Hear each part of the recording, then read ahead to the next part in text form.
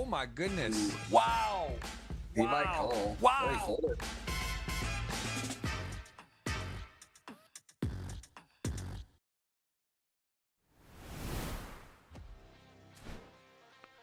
Welcome, everyone. We are here. It is the GG Millions. My man, Mike Wasserman, is in the house. Jeff Gross. We are going to take you through a winner today. It is World Series time. 33 bracelets on the line. We're in the midst of it all. And Mike, man, there's so much action. You see 8 million in online earnings for yourself. You are a man that knows your way around the poker table. You also have your own course, your own class. We're going to talk about that. But today we have a loaded final table. How you feeling about this particular group of players today? I briefly looked them up because I wasn't, I haven't played personally with a lot of them, and they're all very good. So I'm sure we have a very, very high level final table in store for us. There is a big final table. We are going to see some of the best in the world. And last week we get to see one of the best in the world, Jans Aarons, take down a title 5-time winner. Just insanely impressive. And you can see on the earnings there, he has got himself a 5th title, 64 WSOP cashes as well, knows his way along the live tournament arena. And you can see the winning hand. We're going to look at it from last week, ace queen suited versus a fellow, the Austrian flag. Again, that doesn't mean that's where they were born. There is, it's sort of like the US, Mexico, Canada, but that's where they gravitate to and they're playing from. And we get to see a nice hand in heads up poker, going to get 3-bet, and then the rest kind of plays itself. Also want to remind everyone, the perfect 9, you can guess and get a $10,300 GG Millions ticket entry if you do that and guess the exact 9. Not easy to do, but that is on the X of GG. Ace queen suited, ace 10 suited, pretty big cooler heads up. And we see ace queen suited get a great flop, and actually ace high with the queen kicker taking it down. Pretty straightforward hand there, as that will be it. The Greg goes all in. Very popular emoji there, and good game all around. Those hands kind of played themselves. Anything, what talk to me about that? Can you do anything in that spot? Ace 10 suited, it's not super deep. Is there anything you can do, or is that just going to be one of those spots that's a cooler, Mike? It's a big hand and heads up. I don't think so.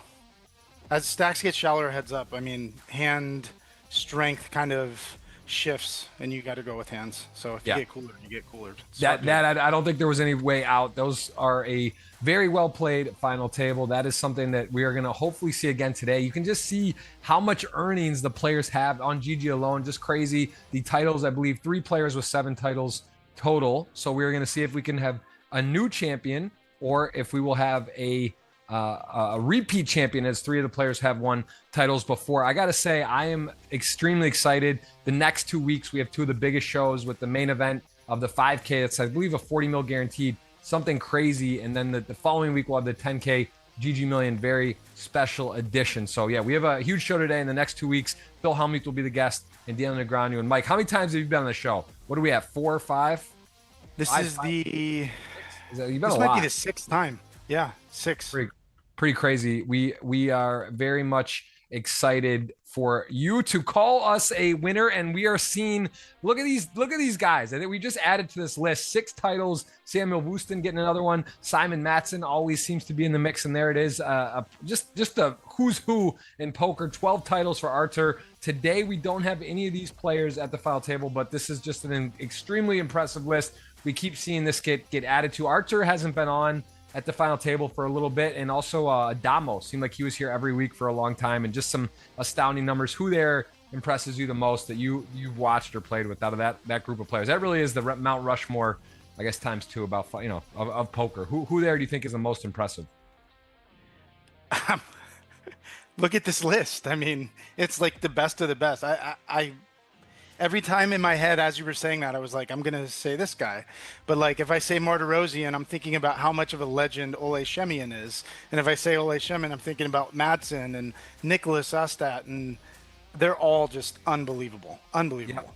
Yeah, it is insane. And there's the list. You saw Simon with the big score. He is now on the number 3, moving up there 3 spots. He is on 4. And again, this list for this season, just some of the best we get to see in the world. That is the current, that ends in the Bahamas, the season 2 of 2025. Today, though, 304,000 the first, 43K for ninth. We want to welcome everyone. We want to let you know we have 3 $50 GG tickets to give away. So please be alert. Please have subscribed. Please hit the thumbs up.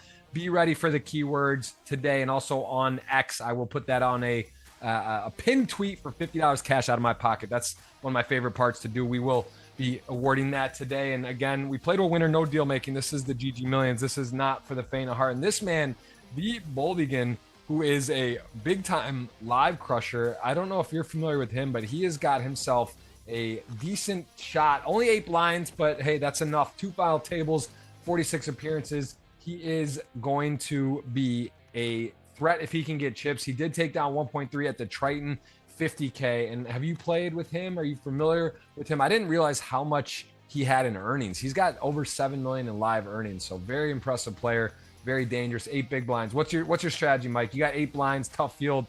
What are you doing today?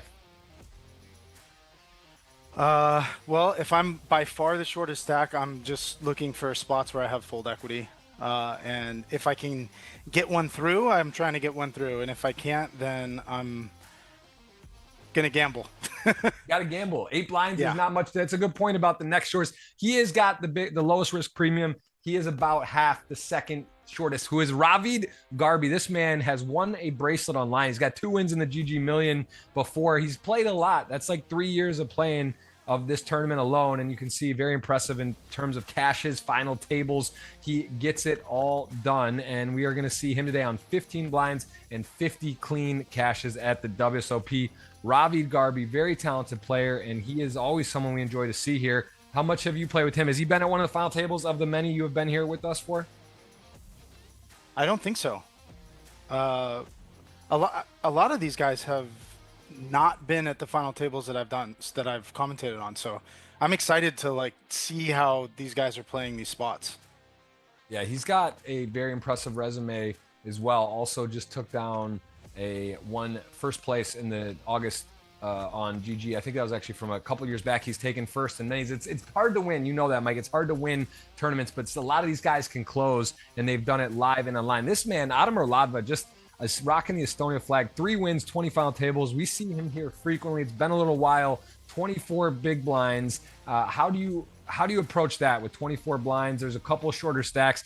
One of the harder stacks to play is when you're sort of in the middle. You have a healthy stack. There's people shorter. You know, you're kind of handcuffed. What can you do when you're sort of in this position? You're not the shortest, but you also don't want to go out with your risk premium. What do you do? 25 blinds. What's your strategy in this spot? I think you aren't going to see much inducing from him. So especially on this stack size, you're just going to see him most likely using his stack to leverage fold equity. So he's going to be jamming over opens. It's always a good idea to attack weak ranges. But at final tables, it plays a little bit differently. You can't really 3-bet call as wide. So he's probably just going to be jamming over like chip leader opens. You're not going to see a lot of flatting. So, well said. That is what we expect. Alex Kulov, this is a player that just keeps accumulating. I go and look him up, and just insane. He's got 15 million in live earnings as a 2.5 million. Right? Yeah, this is a different look for Alex Barrett on the avatar than normal. He also is fresh off a 100K score in the World Series. He got in the 50K. So again, anyone playing these type of buy-ins, 50K buy-ins plus is, they know what they're doing. And he is a very dangerous player and someone we have gotten the privilege to see multiple times, 14 of those to be exact on the final table, 2 wins, 111 times over 2 years of playing this tournament, 14 million in GG earnings. And he is also the winner of the WSOP 2023. That was a 50K buy-in that he took first in. So very impressive player. How much have you seen of Alex? You're familiar with his game? I know who he is. I've watched him on, some of the streams of the Tritons and stuff. Haven't played with him much outside of some large field MTTs where I was at his table for a short time.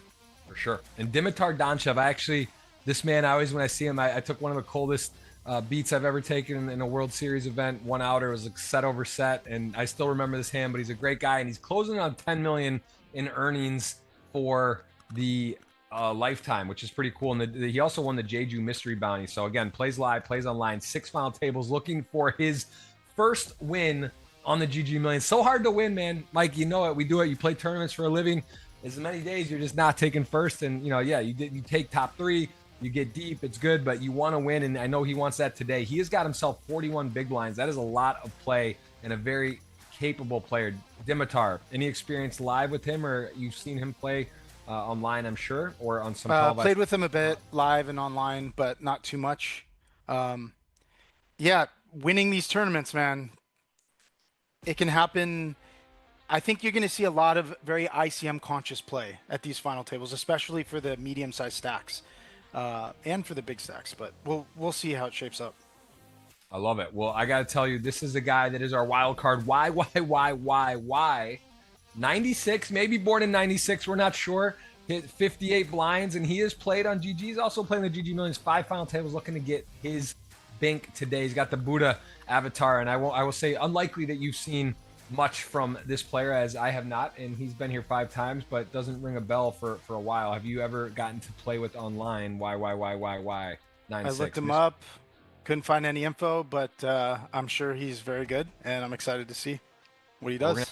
That's our wild card guy. He's in 4th. Yeah. We aren't going to get to see a hands from YYY because he is in 4th, but we will on our top 3, including the Krasimir Yankov, who did take down the main event in Europe back in 2018. Remember back when Annette Oberstad took that back, and those were big back in the day there. I don't know how much he won for that one specifically. I know he's got a very impressive resume, and he has a lot of chips today.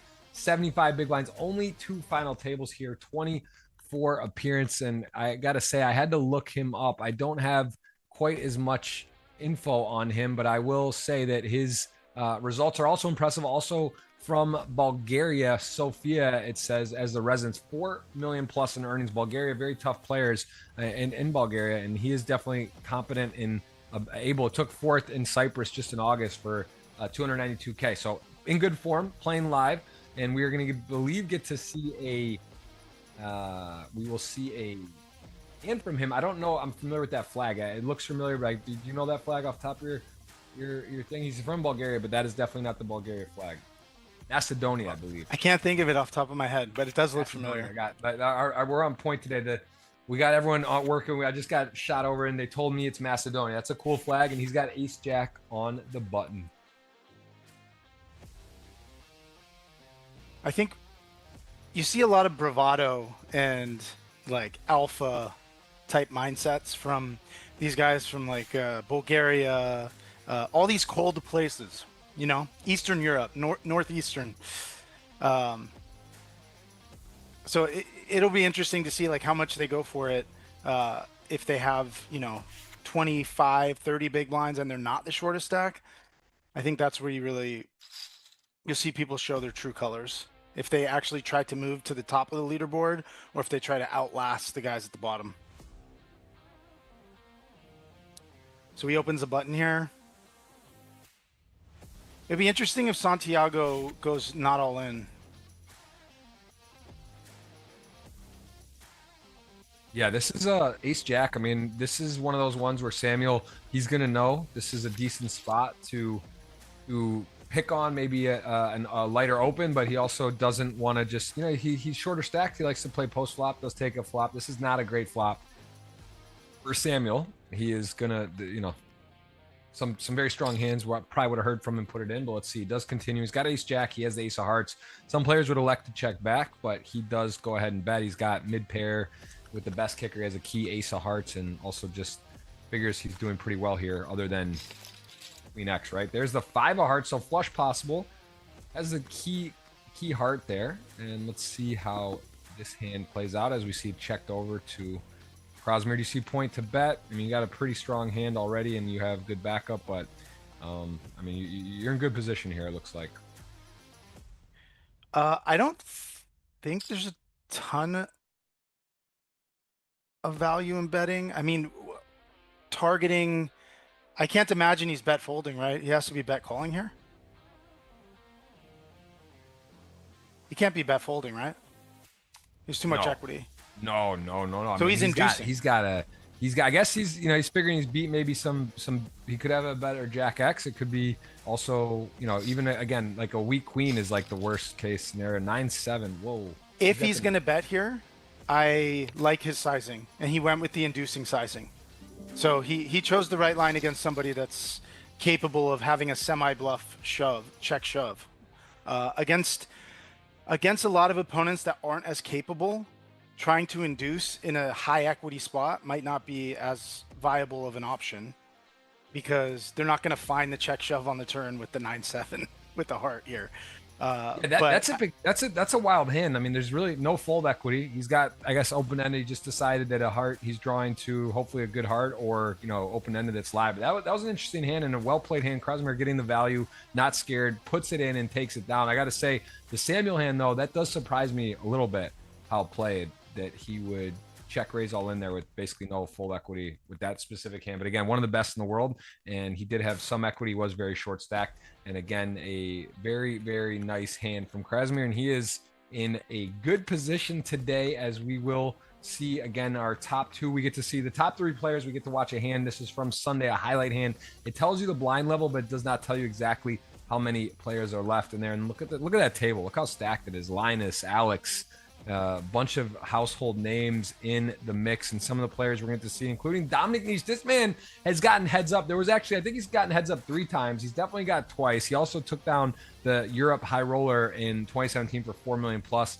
and was at that controversial final table on the rail, helping with the main event winner from 2 years ago. Pretty interesting player, and guy that does a lot in poker, and one of the best in the world. What do you think about Dominic and his game and what he's done in poker? He's kind of enigmatic. I've never really figured him out. He plays a style that he developed on his own, where he just, he limps or 3.5 X's, and just and he was doing this years ago. Nobody had any idea how to combat it. So he's a deep thinker. He has his own. He created DTO, which is a training app. The guy is a super boss. We saw him on the rail, running sims. I mean, he's in there. He's a big part of the poker world. He is, and he is over 20 million in lifetime earnings live. Just an absolute ridiculous statistic. Also was just mixing up. He was in the APT playing. They call it the high roller, but he got 6th place for 4K. So, he was in there. He'll go around the world. He plays some of the biggest buy-ins in the world. He'll play some of the smaller ones, likes poker, and just absolutely in the mix and having fun doing what he loves. Poker here, Queen 10 suited on the button. He comes in second. He's been second so many times here and finished second multiple times. Actually, back-to-back weeks versus the same winner, he took second. So that was pretty insane to witness. That permutation is low to go 1-2, 1-2, the same players. And it turns out here we are seeing him with Queen 10 suited on the button on the Jack for Rainbow flop versus a player who got, I believe, 2nd place last week, right? Sebastian, that's what we just watched, versus Jans Arons to take 2nd last week. So let's see how this battle goes down. This is pretty deep, right? Is this like final 2 tables or final 3 tables? So yes, that looks exactly right. Looks pretty deep. Lines are big. His blinds are pretty big, yeah. And the stacks are big at this point. So this is deep in the tournament, and he is going to go ahead and bet out with the Queen 10 suited. This is an interesting spot because you don't really want to. You want to realize your equity with this hand because there's so much potential on turns and rivers. Also, the way the stacks line up, you want to give yourself an opportunity to be able to bluff future streets. So he doesn't need to c-bet a big sizing here. He can also float against a check raise. Although off this stack size, I don't think Sebastian's going to have too many check raise bluffs because it's just too much of a stack. But yeah, you're going to see a lot of small sizing in these spots. When the big line has 12 bigs or less, the c-bet size is just like 1. 1.5 bigs, 1 big. So he goes with the double barrel here. This is very interesting. Is he going to end up tripling in this spot? Like I don't think I would find this triple. But these guys might find check calls with some, king high type hands that he would be bluffing against on the river, but now a king obviously paired up and is not folding. This is a crazy hand. Yeah, I guess. I mean, is that what we're going to see? Are we going to watch him just go for it here? He does bet twice, and Sebastian now with a about 1/2 SPR 0.5. He is going to shove it, man. Just showing pure heart. And I guess we're going to see a fold, I'm assuming, but we don't know. I mean, maybe this is the hand he doesn't win. I guess he wins, right? This is a highlight. He's got a lot of chips. It's deep. I guess he is getting a fold. And be curious to see what Sebastian has here. Maybe ace high, but would he fold? I guess ace high puts it in pre. This is a very weird spot because the hands that he's trying to get. How many blinds was it pre-flop? I didn't see how many blinds. He only had like 12 bigs to start the hand, if I'm not mistaken. It's a 50K big blind. Yeah, that looks. I believe that's right. And I don't know what he's check calling twice with, and then folding. He tables it. He went ahead and showed that one for the fans, including Sebastian, who was not going to be a fan of that, as he is likely had. What do you put him on to call twice and then fold there? Maybe he had a similar hand to Dominic. Maybe he had like queen 9 of spades or queen 10 of spades or something that he didn't shove. I'm not sure. Or queen 8 of spades. That maybe he doesn't want to shove pre. Queen high draws or something that he just thought was good and got blown off. But that's one of the things we don't get to see on the highlight hands. We don't actually get to see the other players' cards, which today, of course, we will see all the players' cards. We will play to a winner. We will have a lot of fun, and this is exciting to see. Santiago Plante, who has had 10 appearances, first final table. I'm not familiar with this player. I like the watermelon. I like the avatar. He's got 91 big blinds. Took 2023 third place in the WSOP. Also has finished 13th on the show, but no, just no final table. So we don't have a lot of stuff to see with Santiago. I did go ahead and look at his results, and his Hendon Mob has 2 million plus on the Hendon Mob, 2.3 million, and he also was just off a second place in August of 2025. He lost at the Kanawake at Playground Poker, I believe. 5K place in a big score, 118K. So in good form right now, feeling good. Hopped in here, and we're going to see one of his hands as our chip leader today, and be curious to see. We're going to see how he's able to do, but this is going to be a good position to be in 90 big blinds. I think he's rocking Aziz, the man who took down second place from a free roll, if I'm not mistaken, on the GG last year at the Bahamas, who's also been a guest on the show and also has won on here. So I think that's the Marcelo Aziz. If I'm not wrong, I believe it's covered now, the avatar. I think a picture of that. So we'll see how that goes. I see a lot of familiar faces, a lot of friends out there, friends and regulars on here. We are going to have a great show. Appreciate you guys being here. We go. Jackie, this is tough. These are always hard. You flop top pair, out of position. You're covered. And it's one of those hands where it's like if you're beat and someone bets huge, it's kind of hard to get away, but start out with a bet and likely just a call. This is an interesting spot because you're generally going to see check raises in this spot, especially off of this stack size from the big blind. But I could see in some instances maybe they decide to check call because all cards below a jack are kind of bricks. But you also want to protect your equity, and your stack off thresholds go down as you get shallower. So I'm not surprised to see him check raise to get this in. Now he fills up, so he's not afraid of any turn cards. I'm sorry, any river cards. Also, he should have, I guess in theory, some check raise give ups. Maybe a hand like 7-8 of clubs or something. This is interesting. So now I guess his decision is, does he check and allow Audemars to bet, or does he just like put the money in here? I guess there's a third option, which is to bet small. But he goes with basically the pot size shove, hoping that he's going to get called by a rivered ace or a pocket pair that's beating the board. And the guy shows the jack. Shows a jack over there. So interesting. He did end up having it. Jinx we've seen go deep multiple times, and I gotta say I am a very, very excited to be here because we are in the midst of 33 bracelet events online for the GGWSOP winner bracelet, and we see our Phil Hellmuth coming on next week. That is for the main event. So I don't know if you're at home, if you still are in a place where you can play on GG, there is a opportunity to still be in that, and that is a crazy guarantee. We're gonna have the final table with the man himself, Phil Hellmuth, coming on this next week, and then we also have Daniel Negreanu the following week for this 10K GG bracelet event that is, we know, over I think 4 million to first generally, or it's one of the biggest ones of the year, if not the biggest for this specific. So 2 huge weeks of action. And I know, Mike, you have been gearing up. You've been doing some training. You and B. Paris, who has also been a guest on the show. You guys are doing some mid-stakes mastery, and there's an update on that. What's the latest with that? You guys been working hard on that, and tell me about it. Yeah, we've been putting this together, kind of like the pads course, where he put it together over a long period of time and then kind of adds to it. That's what we've been doing with mid-stakes mastery. It's mostly focused on Brian and his play, and I come in and try to get as much information out of him as I can for everybody that's buying the course. But yeah, we're adding a couple of hours of content for 2025 because we've been so busy. We haven't had a chance for this year to add to it, but we are now.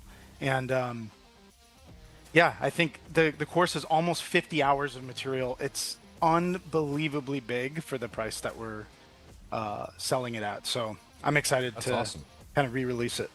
That's awesome. There's so much great material out there. I think, again, people can choose a lot of different options. It's nice to do something that someone that speaks to you, a player you like, or a style that you like. There's so much information, so many great things going on. And of course, B. Paris been on the show and on my pod. He's a great guy and knows his stuff for sure. One of the all-time winners. I think he was the first or second to 10 million online in cashes back in the day. Before maybe 15 million. Yeah, before anyone had, now everyone at this final table seems like they have 10 million on GG alone. So times have changed, but the OGs, like when there was 500 buy-ins was like the biggest buy-in online, or 1K. That was triple crowns and all those the glory days back in poker. But let's take a look at the betting odds today. We have got ourselves a few dinner wagers. We're going to do a nice one today. I'm going to let you pick first. You get 100 units, 3 picks, break it up. You go first, your first selection, and how much would you like to wager of your 100? So I am ill prepared for this. I think. All right, give me a second. Take your time. This is we're going big dinners now. We're in 2025 inflation. This is a real dinner. We're doing something nice. So take your moment. Don't rush yourself here. Audience at home, by the way, while you're thinking, there is a perfect 9 opportunity to win a $10,300 ticket. This has been going on each week, and I see so many of our regulars in the chat. So cool to see everyone, and I hope you're going on GG on the X and getting a chance. And I don't know the math; it's hard. Like a horse race, you got to get it in a row. First place, third place, 8th, 4th, 5th, 6th. You got to get the right order. But if you get it, you're gonna win a $10,300 entry. That's a pretty nice free roll from GG. So I wish you all luck. I already submitted my order, and I will remind you again on that. I'm also gonna put out a X tweet, which I do want to load up and get you guys 50 cash in my pocket. But tell me your first pick, Mike. I'm ready to go. Are we picking all the way through, or do we get 3 picks? You get 3 picks. You go first, then I pick. We're gonna alternate. Okay, so I'm gonna gamble. I'm gonna go with the guy that's totally ripped in his picture on Hendon Mob, which is the shortest stack. So I'm gonna go a third. So 33 points on him. That's my first pick. Okay, that's fair. On I'm sorry, who's ripped? Which picture? Who did you pick? What is his name? V. Boldgin. Oh wow! All right. Oh, you're going for the 37-1. You're going with the 9th place. Oh wait, I guess I don't need to do a third. I can just do like 15 points on him. So I'll do that. 15. Okay, I'm going 50 on Dom. I know he's got 20 million live earnings. He's got seconds here multiple times. I just think he's not going to take no for an answer today. I'm pretty sure he's going to win. He might even go out early or win, but I don't see him taking 3rd or 4th or even 2nd again. I'm going to go 50 units on Dom. Give me your next pick and how many units? I'll go 30 on Alex Kulov. 30 on Alex Kulov. Okay. Nice. Good pick. Strong pick. I will take, you know what? I don't hold grudges in my life. I'm going to go Dimitar Donchev, the 1-outer, set over set. It hurt me much because it was deep. It was for a ton of chips. And just, you don't want to believe in hold'em. You're going to get quad overboated and all in, whatever. So it's my guy, though. I always great guy. 9.2 to 1. I'm going to put 30 on him. So I'll have 20 units left, but that is a pick for 30. Who's your 3rd and final pick? All right. I'll take, I'm going to take Santiago for the rest. You didn't pick him, right? I did not. In my last 20 units, I will go with, I'm going with Ravid, man. He good guy. Looks like he has a good time. I just feel a long shot coming through today. That's my 2020 pick. A little bit of a flyer here, but that'll be my 100 units. We have our 3 players. We have got an amazing show for you today. And again, 2 of the biggest weeks of the year are coming up in the following 2 weeks for a ton of money and a ton of glory. And we have 2 of the biggest names in poker. I mean, if you're going to say Mount Rushmore poker, Helmut Negreanu, got to have those guys on there. Helmut, first time coming on the show. D-Negs we've done a few times with, but that is going to be a ton of fun. And don't go anywhere. We will be back in 5 minutes. Get ready to get the X tweet out. I'm going to put it out for you guys, and we're going to have ourselves an awesome day. And Mike, can't wait to talk more about your course and what you have going on, man. Appreciate the time as always. We'll see you back. Use the restroom. Get your coffee. Have your espresso. We'll see you in a few.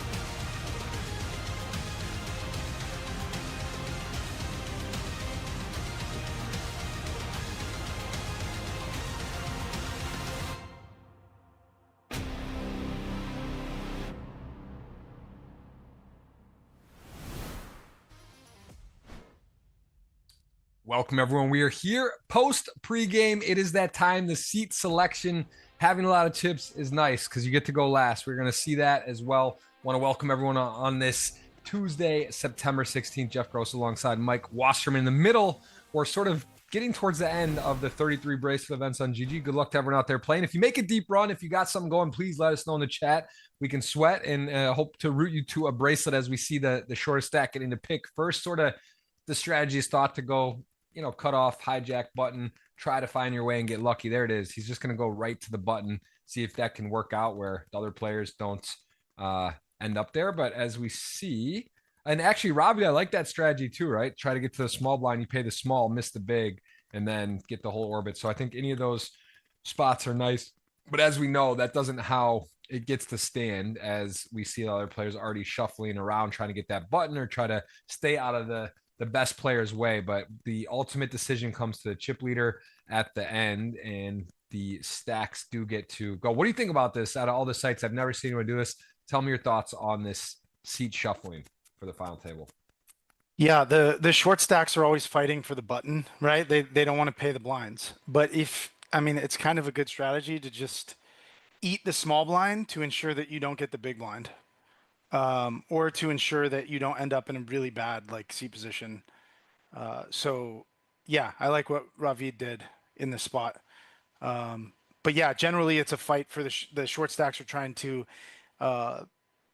get their late position spots, and the chip leaders or the medium stacks are trying to have position on the best players, or the best players are trying to have position on like second. If the chip leader's trying to have position on like second in chips or third in chips, so they can put pressure on them and keep them from opening pots. So there's a lot of kind of dynamics, and it shifts as people pick different spots. You got to change your strategy. It's really interesting. Yeah, so Santiago actually ends up going to the left, not of Dominique or Krasimir, kind of in that spot. He ends up going to the left of maybe the more unexperienced player, which is interesting, and kind of stays away across the table from Dom. So that's a little unconventional, but also not crazy. That's one of the two strategies you see, and that is going to be very, very interesting how this plays out. And there is definitely skill in that portion of the seat selection, and we will see that. All right, tweet is out. I'm organized. I'm at home at my main setup, so I will have. I will get you the link. We'll put that out there. Welcome, everyone. Thank you for watching. Thank you for being here. Good luck on the giveaways, which will be $3 $50 GG tickets at the end of the stream, and the tweet, and also the perfect nine, which is a fun sweat for 10,300 that GG is doing. And this is the first hand. Nice suited ace jack and queen jack suited. And hello. Little bit of a unfortunate flop for Santiago, although may not get too hurt. He knows that that's, it's going to interact the big blind defend range somewhat, but he does have the open ended and has the ace. So I'd be curious if he bets or checks. And I think checking makes sense sometimes here too, but let's see. He does cover. And actually, I'm sorry, VB only has 218K. So this might just be a bet, not fold, and he's going to be drawing to a chop, and he does do that. Nice start for VB, Bulldigging 93%, and that is going to be the worst card in the deck, actually, to now fading a king, which would be all time, and that would have been too much. Yeah. But what an unlucky spot to be such a favorite to win, and man, that is a brutal start for him. I'm totally okay with that one for my bet. That's true. I respect your bet. You really taking a shot. I also gave you a loose call there with the 8 taking a low short stack, so that's okay. We'll see what happens. One of us may not win with the way we pick today. This is going to be interesting. I think he has enough chips where he has to shove this. Like he has fold equity here. And he's going to get called. I'd be surprised if he does anything else. Dom also is definitely someone that can like fold hands, but that's not one. King Jack, and here we go. VB getting his money's worth as the short stack all in here. He needs help, and both players pair. Spade is important. That's a big card for him now. Has all the spades, a 9 or a 10. The 9. Hello, running hot is correct. He is back in the mix in a big way there. Nice start for VB. 700K in the button.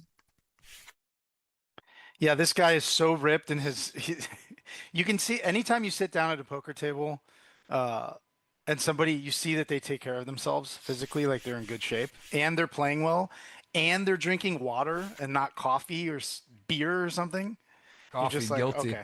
Coffee, guilty. Didn't do the cold plunge. I did play 2.5 hours of paddle today though, so I'm doing something right. But I could go tea. The guys that go tea, those scare me, man. Those guys having tea, not coffee, and exactly right. When you're at eating that ice, they bring their own. Decaf tea.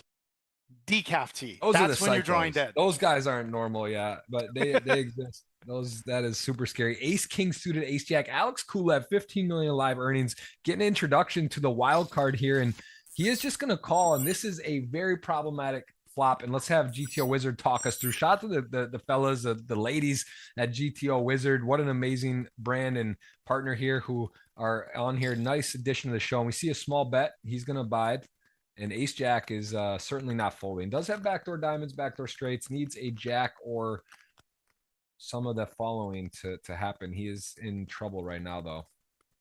Yeah, there's no real need to go bigger in this spot, whether you're bluffing or not. SPR is 1 on the turn if he calls, so Ooh.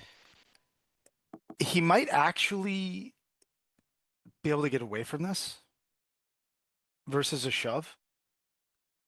I don't know that he's going to have enough like bluffs on the turn here as the 3-better. It's very weird. Oh, I don't know if he's going to be able to fold to this, but it doesn't mean he's going to go all in, right? It's crazy. It says to fold 13% of the time. I mean, yes, you are basically asking for your tournament life at this point to call and then the river and the sizing. But I still think like, yeah, I mean, YYY is going to have some suited wheel aces. I guess he could have like tricky, man. Tricky spot. Obviously, we see the whole cards up, and there's the 9 on the river, not the 10. And he is now got himself a very tough position here as certainly why 9-6 will ask for all of it.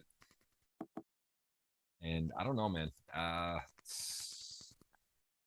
think he just check folds here. Like the only hand that he's beating, I don't know that there's no like thin value in this spot.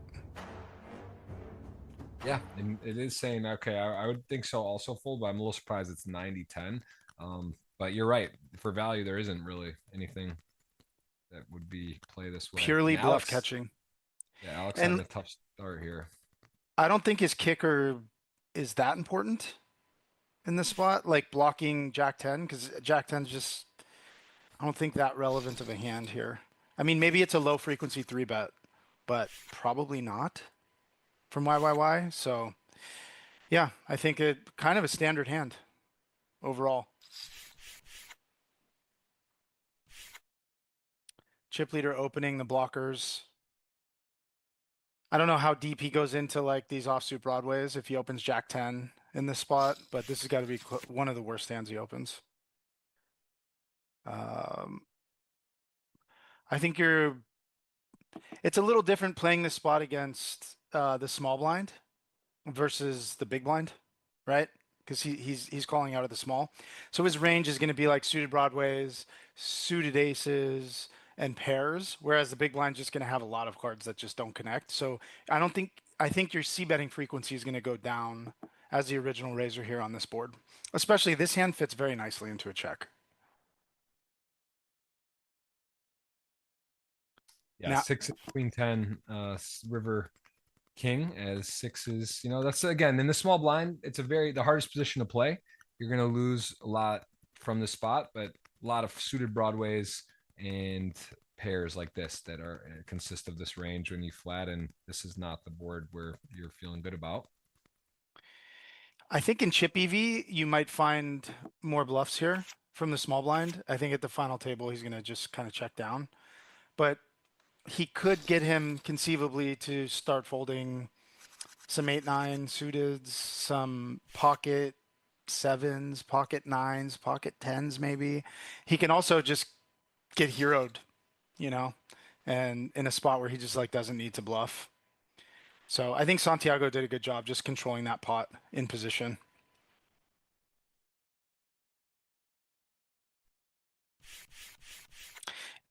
I will say there's some value in like if the river was a brick in that spot, I think he would have value bet the river, but it was a king, which is not a great card because like king jack and king 10 get there, and some of the straights get there.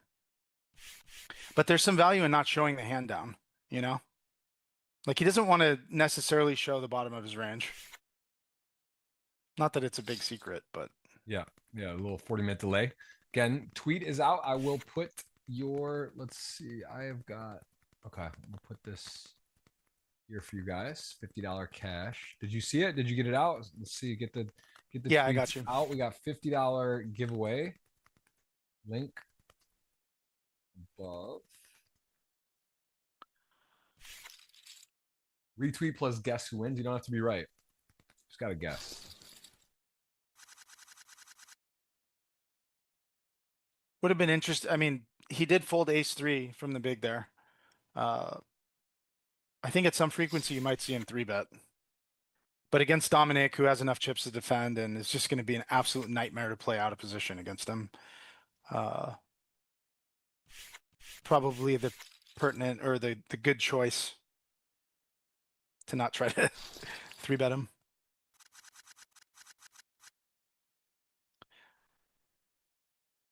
So Ravi picked that one up, right?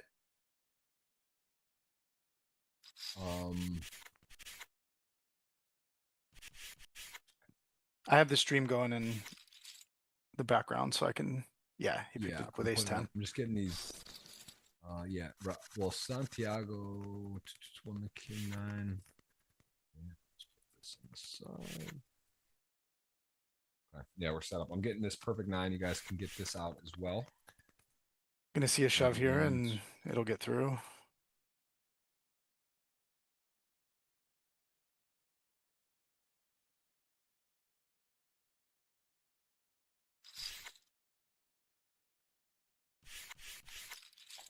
Still guess. I think it might be too late to win the 10-3. Let me just see if they put the exact time. Let's just see how that works. So you must follow GGPoker. You must like and repost.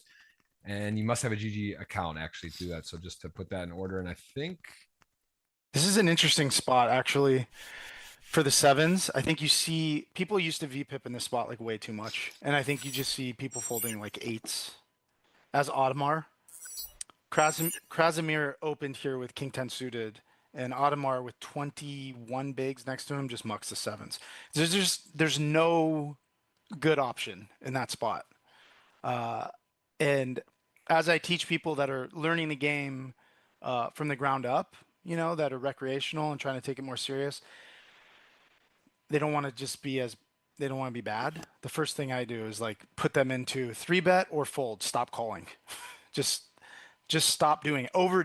Overdo the folds, you know, and just take out the calls in a lot of spots. So either you're the aggressor or you're out. So this is just going back to the tenets of no limit hold'em of being the aggressor, being in position, and being heads up. And if you VPip the sevens in this spot, you're not going to be any of those things. You know, I mean, you could jam, but it's just not a good spot. So.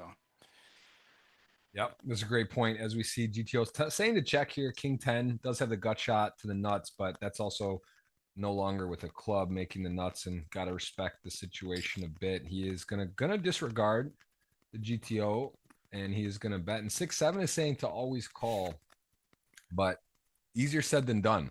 Calling there and then having to face the river. If you are getting semi-bluffed or a hand like that, you may have to hang on for all of it. So nice play. Krasimir, you can see exploiting or deviating from the recommendation there, and Dominic going to get the walk with queens.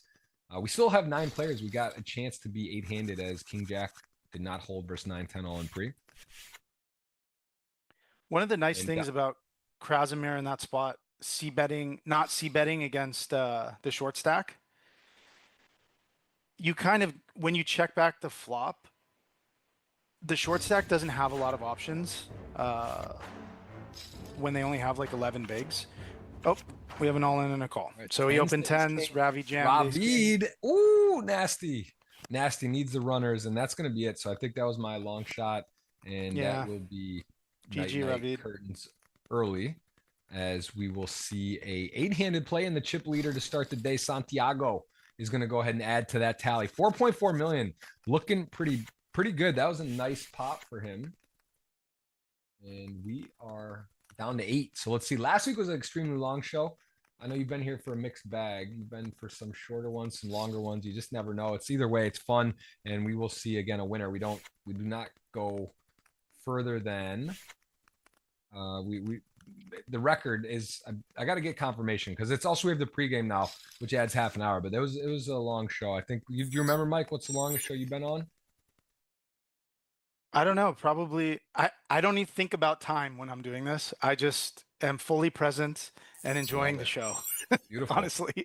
I just think of I always think of the record for craps like at the Borgata. You know how they have it printed on the table that you're part of historic show. I mean, have you seen that? It's like No. I forget how long it is. Someone maybe in the chat can help me, but there is a world record for the longest roll in the history of rolls. It was like printed Wow. out. They have it printed on the actual table there. So anyway, again, you're right. I love it too. It's like you're here. It's like you go play paddle, you drive, you get set up, you're in the mix, you're in the moment, you want to enjoy it. You don't want it to end almost. That's how I feel when I'm a part of the final table or commentating on them. And we do have giveaways later in the show. The Atomic, good question. Got you guys up on the side here. And I will stay tuned. Be subscribed, hit the thumbs up, be ready to accept your giveaways because we're giving out 3 of those today. I'm excited and I'm like tempted to go and get out of the country to go play some of this stuff. Next week will be the final table for the main and doing that with Helmies, but I'm still like looking at it, trying to figure out if I can go there. Have you played any of these online events? Have you gotten to play any of this specific series? Yeah, Mike? Not really. I'm just playing Sundays at the moment. Not a heavy play schedule. Just focused on health at the moment. But the guarantees are huge. These series they're like as big or bigger than any of the W Coop or Scoop series back in the day. I mean, it's incredible how much of the market GG has captured. It's a sight to behold. It's like $50 tournament with like $1 million prize pool, you know, It is every insane. Sunday. It's actually insane. And 600,000 people were online at one time. It was 500K and 600K. So just insane. As we see Queen 10, Jack 9, the Queen 10, a little bit of equity. Jack 9, though, good flop, has the better flop and the better backdoor hard draw. So Jack would be quite a electric card there. Would be nasty. But other than that, pretty good start for the Jack 9 in position. Going to bet it. This will be interesting if he chooses to check raise or check call. He's definitely not going to fold in this spot. But he's out of position and he's not the aggressor, so not an ideal situation for Kulev. It would be interesting if he decides to lead here. He probably has a 9x advantage versus the big blinds range. So maybe we could see some hands like leading the turn, hoping to get some folds from better hands. But yeah, this is just a spot where Kulev's just going to have a very hard time winning this hand. It's nice to actually mix in some like 9, 10, and Jack X as raises from the big blind here. It's a little easier when you cover the small blind by quite a bit at a final table. It's easier to pull the trigger and put pressure on them. But the general strategy is to raise the top of your range, raise the bottom of your range, check the middle, you know. But we see Y here just punished him with the Jack 9. And now he's in position and he gets to dictate basically everything that's going to happen on every street. So I think you're going to see a value bet here. Now this would be sick. So if he goes thin here, I mean, it's not that thin, but if he chooses a small size and gets shoved on, I don't know what he's going to do. Yeah. Yeah, he takes it content. 3 million, picks it up. Tough player there. Alex also knows that yeah, he's capable and he's happy. He says thank you. He's just happy to still have chips. And we are going to see another blind on blind. Seen many of those today. I'm not sure what his haha was about. Yeah, pretty straightforward there. And I guess Maybe it's does supposed to end be up, a check yeah, from the takes big. it down.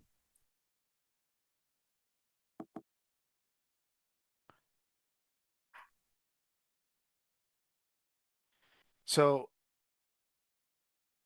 Santiago could bet here just to kind of clear out some hands like 9-10, but he does have showdown value with just with queen high in the spot in a limp check pot. So he could be trying to get to showdown. Uh, I think you might see YYY start betting here. Pot is a nice, this is a nice sizing. It puts a lot of pressure on the hands that have showdown value for him, his non-paired hands. I think these limp check pots are so complex because ranges are so wide. It's cool to see how these guys choose to approach them. You do see bigger sizings more often. Like you see people betting 80% or 2/3 or 1.5x pot more frequently than you do in other positions. And the stack to pot ratio is a lot higher, because you're deeper stacked than limp check. Often, the stack to pot ratio is 20 or 30 or whatever it is. So, yeah, it's just interesting to see how these guys that know what they're doing play these spots. Yeah. Well said. As ace jack suited and ace queen suited, this is a pretty nice hand for Alex. And, on terms of the amount of blinds, Casimir, this is just one of those ones where you're Bottom flipping, of the calling range. yeah, kind of bottom. You hate it, but you're also, it's not a ton of chips. It's close. I think he's still, what, it's 10, what's that, 10, 12 blinds? Yeah. Ace jack suited with you open. And it's 8-handed, and he is the shortest stack. So, yeah, going to go ahead and click it in. Dominated, but looks dangerous. Looks very dangerous. Ace jack suited, it's black. There's the jack. First part good. Fades the turn, gets their fades. Now he is 93% need to fade a 3-outer on the river, and that will be the case. And the GG. math was correct. And Alex, again, one of the things in poker, it's usually not your last hand, but that one, all you can do, get it in ahead, and gets called as a knockout has happened. 7 left. 7 are left, and a lot of play left as well. Blinds are still low, 20K, 40K. Upper left, you can see they will go up every 20 hands. One more, and then we will see that happened to go to the 25-50 level. Queen 9 suited, coming in for an open. Ace queen, certainly going to be playing, and does call. Yeah, this Curious is the how wide spot. Dom goes here with what he continues with the 5-10 suited. I mean, they're deep, so he does put it in. Not every player is going to get in there with that exact holding, but I think that, it's suited. He's closing action. He's covering. It's not crazy, but it's definitely a tricky hand to play. 10-5 suited, you're going to hit some boards that are put you in weird spots, but he does call. And ace queen, pretty comfortable flop, and no one with much else. Yeah, the most interesting spot here is, I suppose, is the button flat. For this exact reason, I mean, queen 9 suited's opening, ace queen's flatting, because if he does 3-bet, he's going to feel compelled to not fold his hand pre-flop. So he doesn't want to be put in that spot. Also, when you're in position at final tables, you're going to get to realize your equity at a higher frequency than you would earlier in the tournament. Pots are going to play a little more straightforward, so it's nice to mix in some flats with hands like ace king, ace queen suited, sometimes ace queen off. These hands that you can back shove. You can also keep dominated hands in, assuming you guys are deep enough to do it. When you're shallow, you just go with these hands, but he's a little bit too deep to want to go with it. So here, we just saw limp check, right? Mm-hmm. Interesting. I think Dominic's going to have a hard time winning this hand. Not a great card, yeah. The 6-7. I mean, if you have 7-5, check 2 twice, and you turn open-ended, probably one of the better hands you're going to want to be bluffing in this spot. Just clean 7-5 where you have an 8 or a 3. Although it is double flush draw board, it's just big bet takes it down, gets a good size in there. I like it, and you're right, not easy. Ace 10, just not a good board there for that situation. As we continue on, 4s on the button, no one with much. A nice hand in the small blind 9-10 suited, but The problem here is if you call or play, there's also that short stack that could shove, and it's just not quite appetizing enough. Also, when you look at the player, and you know Dom knows how to play very well post flop, just not quite enough hand to come in there and peel. So good discipline, and we will continue on 7-handed. Wide open right now. Still Yeah. Still early. Two very short stacks as well. Pretty even. Yeah, pretty evenly matched for these four guys with chips. And then Dimitar is in a distant second-ish, third, whatever, fourth, fifth. And then we have the two shorties. That hand where he folds the 9-10 suited, I think is a good illustration of how dynamic tournaments are and final tables. Like if the big blind had 30 blinds, he wouldn't have folded there, I don't think, because it's like not an ideal stack size to just be shoving in. But as the short stack in the big, it makes it a little more awkward. Or maybe he still would have folded, but it is something to consider. You have to really think about the stacks behind you and how they're going to play those stack sizes. How often are you going to get to realize, the equity that you have pre-flop? How often are you going to see turns, flops, turns, and rivers? Also, he's just out of position against somebody that's very good. So we have the jacks opening here. Santiago had, I guess the way the stacks line up, Audemars should be very strong opening that spot. He should only have, he's going to be polarized, probably weighted towards value, because he doesn't really want to go post flop, and he should be shoving hands like 9-10 suited. So it's pretty interesting spot for Audemars to just be min raising the button there off of 11 bigs. I think this hand might function pretty well as a raise to start off here. He gets to put pressure on the medium stack. And this is a hand where he doesn't even want to play the hand. He's like thanking him. Yeah, he says tilt, but really just happy. Jack 4, little testament to Robbie, takes it down. Anytime you win with the Jack 4 pre, it's nice just to pick that up line on blind with no adversity, covering by a lot. So he's going to have to get away with a bit. Let's see if he's going to go as wide as 8-10. I mean, it is a shove stack for Woldigan, and this is a questionable one to be playing or not. So he was thinking about pushing the envelope, but he doesn't open there. Yeah, something to think about in his spot as Santiago is collision effect. Like when he folds here, he's forcing a medium stack to play against a short stack. So Dimitar is going to be jamming here at a decent clip because the big blind only has 10 bigs back. So there's a bunch of hands where he just has to jam. And then because of that, big blind is short, and he's going to have to call at a certain frequency, right? He's going to have to call whatever it is. Let's just say 20% of the time or 15% of the time. Every time that happens, every time Santiago folds the button, he makes money because these two have to clash. So he's always going to be weighing, should he be playing the hand or should he just be folding and letting these guys clash? And he has the ability so the 2-pair takes it down here for the small blind. That's not good for Audemars because he's actually, I guess it is good, but he just wants him out, the other short stack. But that's something Santiago is going to be thinking about is like, do I need to VPIP here? Is it worth more for me to just fold? And he has the ability to like pick and choose these spots more than anybody else because he has the most chips. So like having discretion, I think is very important at tough final tables, like not overdoing it just because you're the chip leader. This is actually a nice spot for VB where he does have a little bit of fold equity, probably not much. Understanding that Dimitar is likely going to be opening the call here, but at the same time, he has a pair small blind versus button. And Dom actually, though, if it goes with the min raise and then a shove, ace jack off, and it's kind of awkward. So he does get out of the way, which actually is going to open the door for Dom to. I think he's got multiple decision points here. I think calling is pretty standard. He also just puts 3-bet covers by a lot. Both have merit. He does go with the call. I would think it would lean more towards call pre. As we see now, it says check, and he does dominate. He does have the diamond as well. for the runner nuts. So The threes fold is really interesting, right? Because if he had 11 bigs, he probably would have shoved because he has enough fold equity. Uh, like he wants to, when he jams the threes there, he wants to fold out like queen 10 off.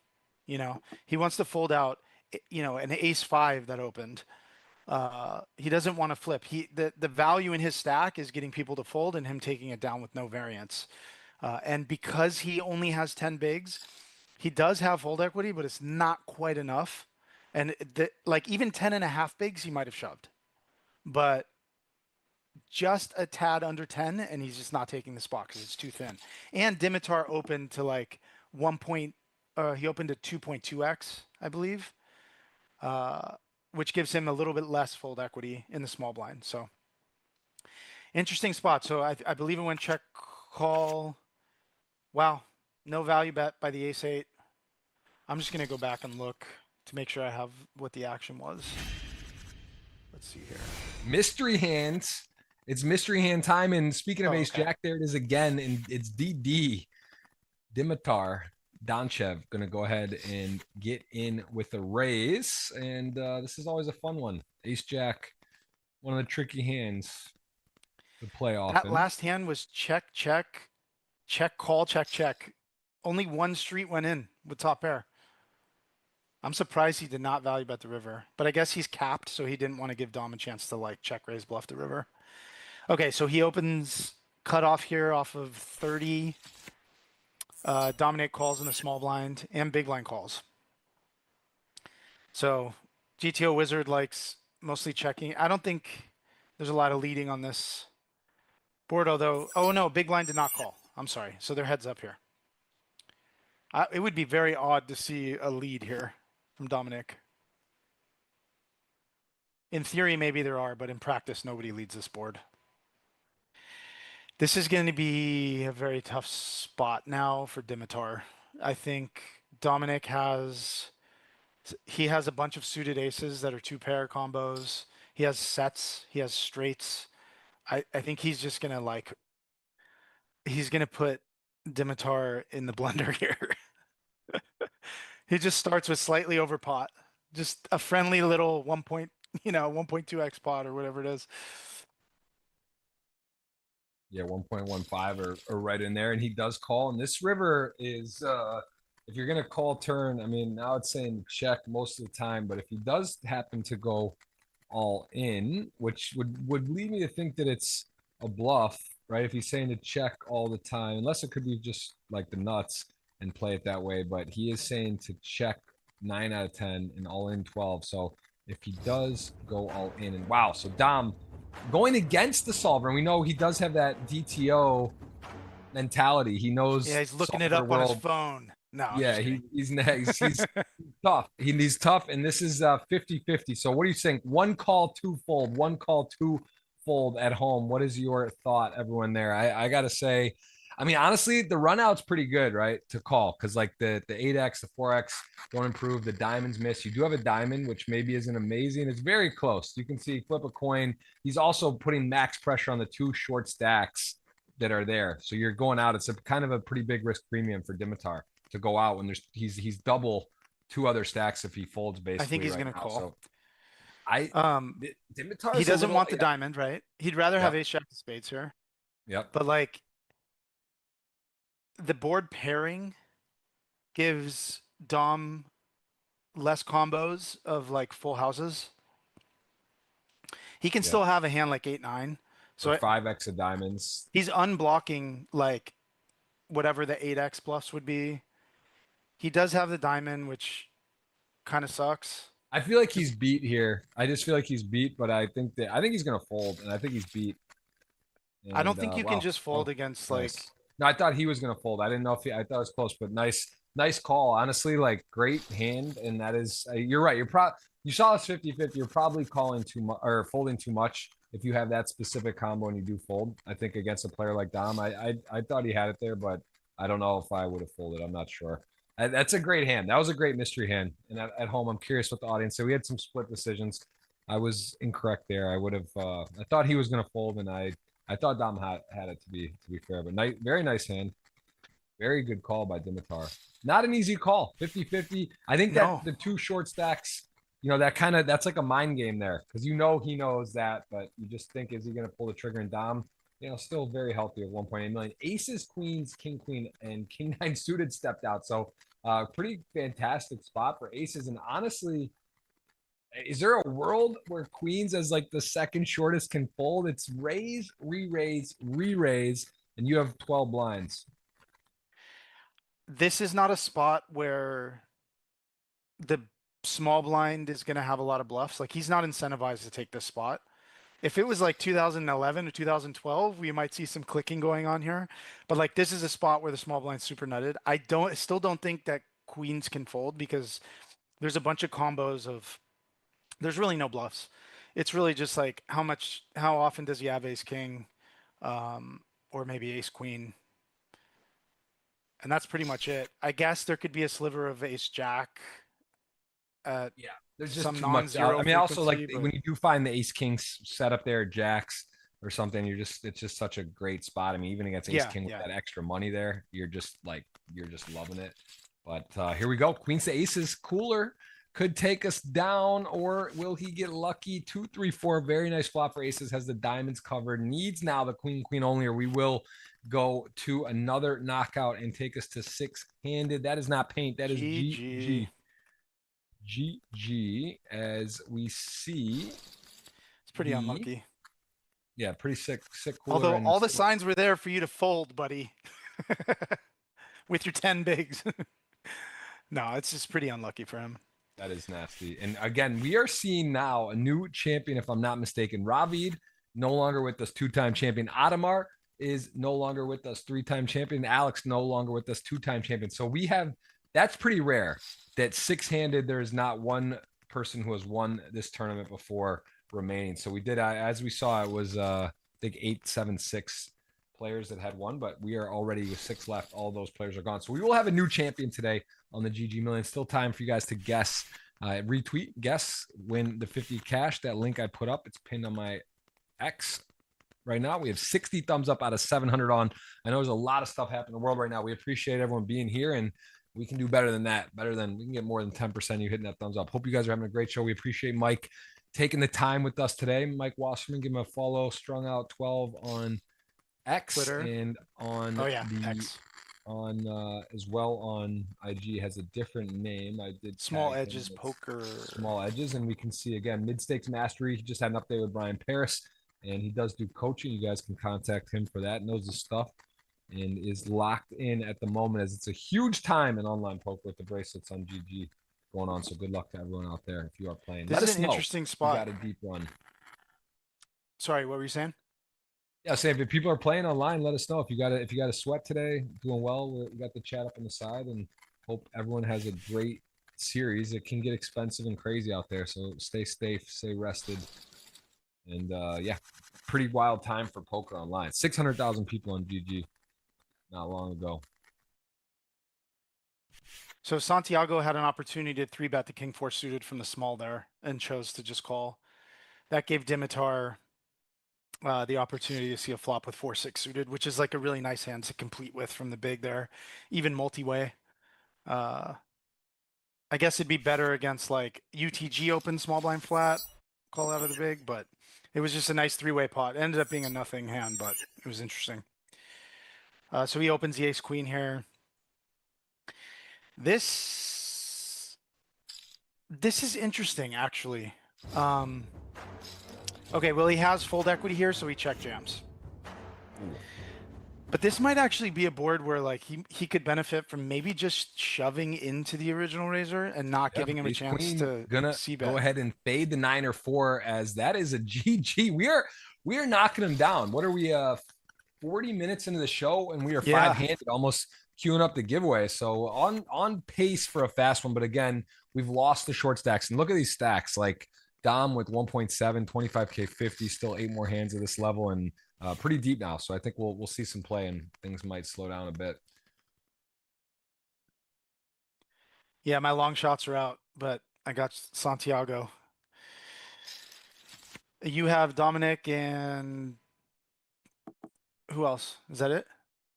I took a long shot that is out. I didn't take. You have Santiago. I have Dom and Dimitar. I got Dimitar.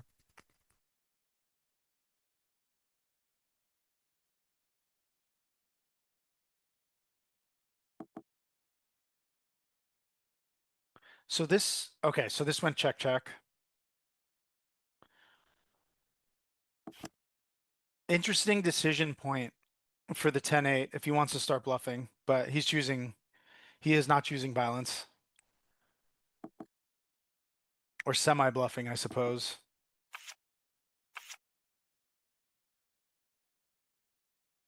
Yeah, pretty straightforward hand. Flopped a pair, checked it down.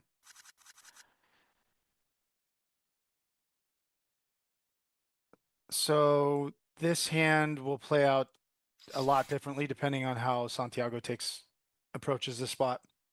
He opens. Dominic has a decision here as well. He can 3-bet, he can call, he can fold. I think everything's on the table.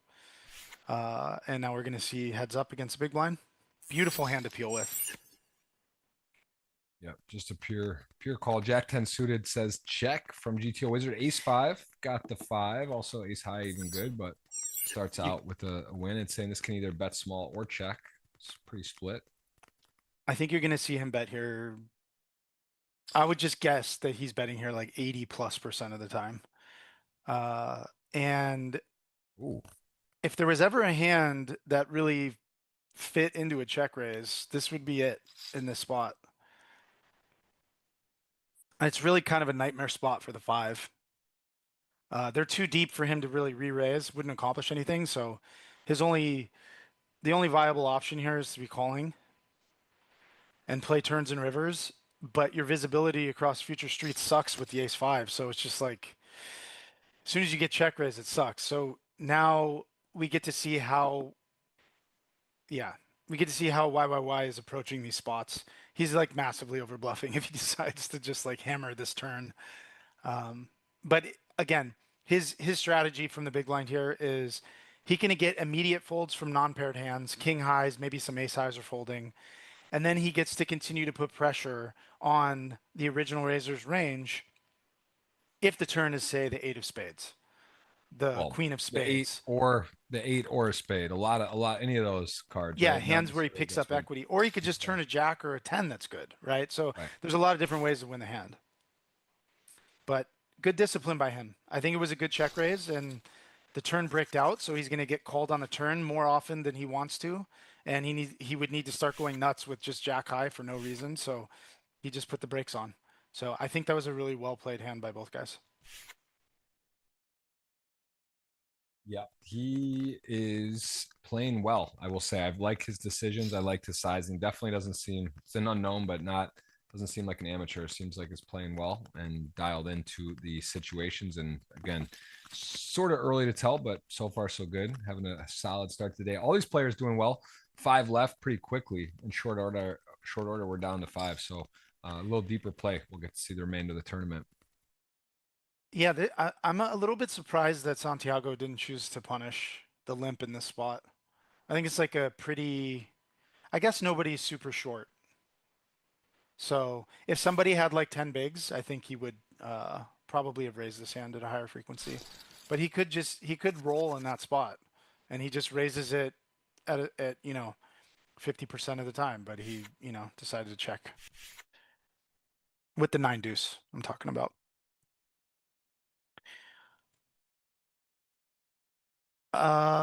This is.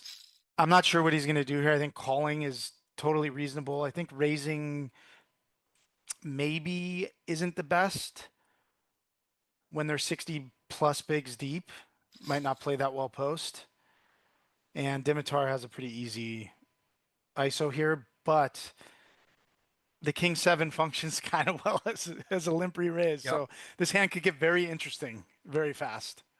Santiago's had a pretty smooth final table so far. See if he decides to assert himself or just let this one go. It does call. That was definitely not out of all the options what I thought would not be, but does hang in there. And 8's a moderate flop. Pretty good. One over only, but still, you're covered here. There's a lot of hands that he's limp folding. I think King 7 is just too far up in his limping range to just limp fold. I think it's a little bit too weak. But I wouldn't mind if he just like chose to raise pre-flop also and put pressure on Dimitar, but he's a little bit too deep for it. So this is kind of the only option that he had with this hand if he wasn't going to limp re-raise. And Dimitar just checks back, which is interesting. I think this hand benefits quite a bit from protection from hands like 9-10, Queen 10, uh, well, not Queen 10, but like Jack 10, hands that have two overs to the 8. And he chose pot control. I wouldn't have I wouldn't have minded to see a bet from Dimitar on one of these streets. I mean, I get it. It has plenty of showdown value, but like I don't think you want to allow him to just see 5 cards without charging him on any of those streets. I would have bet the turn if I checked back the flop, or I would have bet the flop and maybe check back the turn. Yeah, kind of. The king did allow to get there, but again, sort of the tightest point of the tournament ICM wise, and just decides to play it coy, and it cost him there a little bit as everything going well for Santiago right now. Ace 4 off, and he decides, hey, this is I don't have a suited wheel, but I'm gonna find a few extra hands to start getting aggressive with. And King Jack off, this is kind of one of those like possible bluff 4-bet candidates. Big sizing too. This is something a little atypical. We have seen a lot of 3-bets be much smaller in size at these final tables, but he does go large there with the weak hand. It'd be interesting if that's exploited. Is he doing that? Does he mix it up when if he had aces there? Would he not go that big? Probably not. And I think he might. Maybe not quite that big, but pretty close because they're 80. They're deep. Over 80 effective. Good point. Yeah. Yeah, maybe just a slight difference, but again, that's something in game you don't really have a chance to know or to get enough of a sample in a short amount of time, especially these are whole cards up on 40-minute delay. But we'll see. Jack's actually saying to bet about midway through middle sizing, as Ace 10 is now just done with that flop, and maybe got fairly lucky. 10x would have been bad. I don't know. He might not fold here. I mean, this is like one of the best hands one of his better hands that he just doesn't 3-bet pre-flop. It sucks when the guy sizes up here. He's just often against like 4s through jacks or 4s through 10s or something, or 9x. But with the 2 overs and ace high, it seems like a pretty reasonable check call. You have backdoor straight draw as well, some bluffing opportunities on turns and rivers. So like I don't mind it. If we're a bit shallower, maybe check calling would not be as profitable, but they're pretty deep. So there's a lot of different ways that the hand can play out. I imagine he's not going to do much here. Would be very, very savage for him to check raise there and just rep a deuce. I was not expecting the check call. This is we're out there now. Like I'm not sure. Different part of the game tree. And now it's saying, okay, you got your streets. This is not a 3-street hand, although board is tempting as played to be checked to that your opponent just has the 9x or whatnot here, ace 3 or something like that. But it is saying to check always, which is a little surprising to me. Always. The question you got to ask here in these spots is obviously, what are you getting called by? So if he chose like a big size here, he would start folding out like 9x, and he would only be getting called by he wouldn't be getting called by very many hands, mostly just traps, I suppose, like pocket threes, pocket nines, a deuce. Although you might see check call lead with a deuce with like ace 2 or something. He might lead the turn. This sizing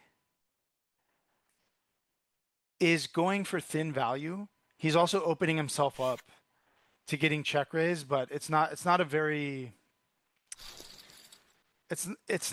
appealing spot to try to check raise bluff there. I don't know. Cool It's hand. a weird That spot. was a cool hand. Cool hand. And I mean, Yeah. to be fair, what Krasmer's thinking, could he have ace four? Does he have some ace X's? Does he just have king queen that queen jack that just decides to be betting and following through? So I like the size. I like it. I'm surprised that GTO Wizard said to never bet there. That they said check always. I think that with jacks on that particular board, that's kind of a pretty confident value bet. It's also unlikely as deuce X. Just calling out of the blinds. I mean, In theory, yeah. In practice, like one of the things about that is I think the 1/3 pot on the river in position is like very underutilized as a bluff sizing. But at these final tables with high level players, they may be mixing these sizings in as bluffs at a higher frequency than you would see in like a lower mid stakes tournament. So, yeah, I mean, there could be levels in here that we're not aware of too, and history with some of these guys. Limps the king queen, gets punished by the jack three, fairly standard. Not going to be folding the king queen. And here we are,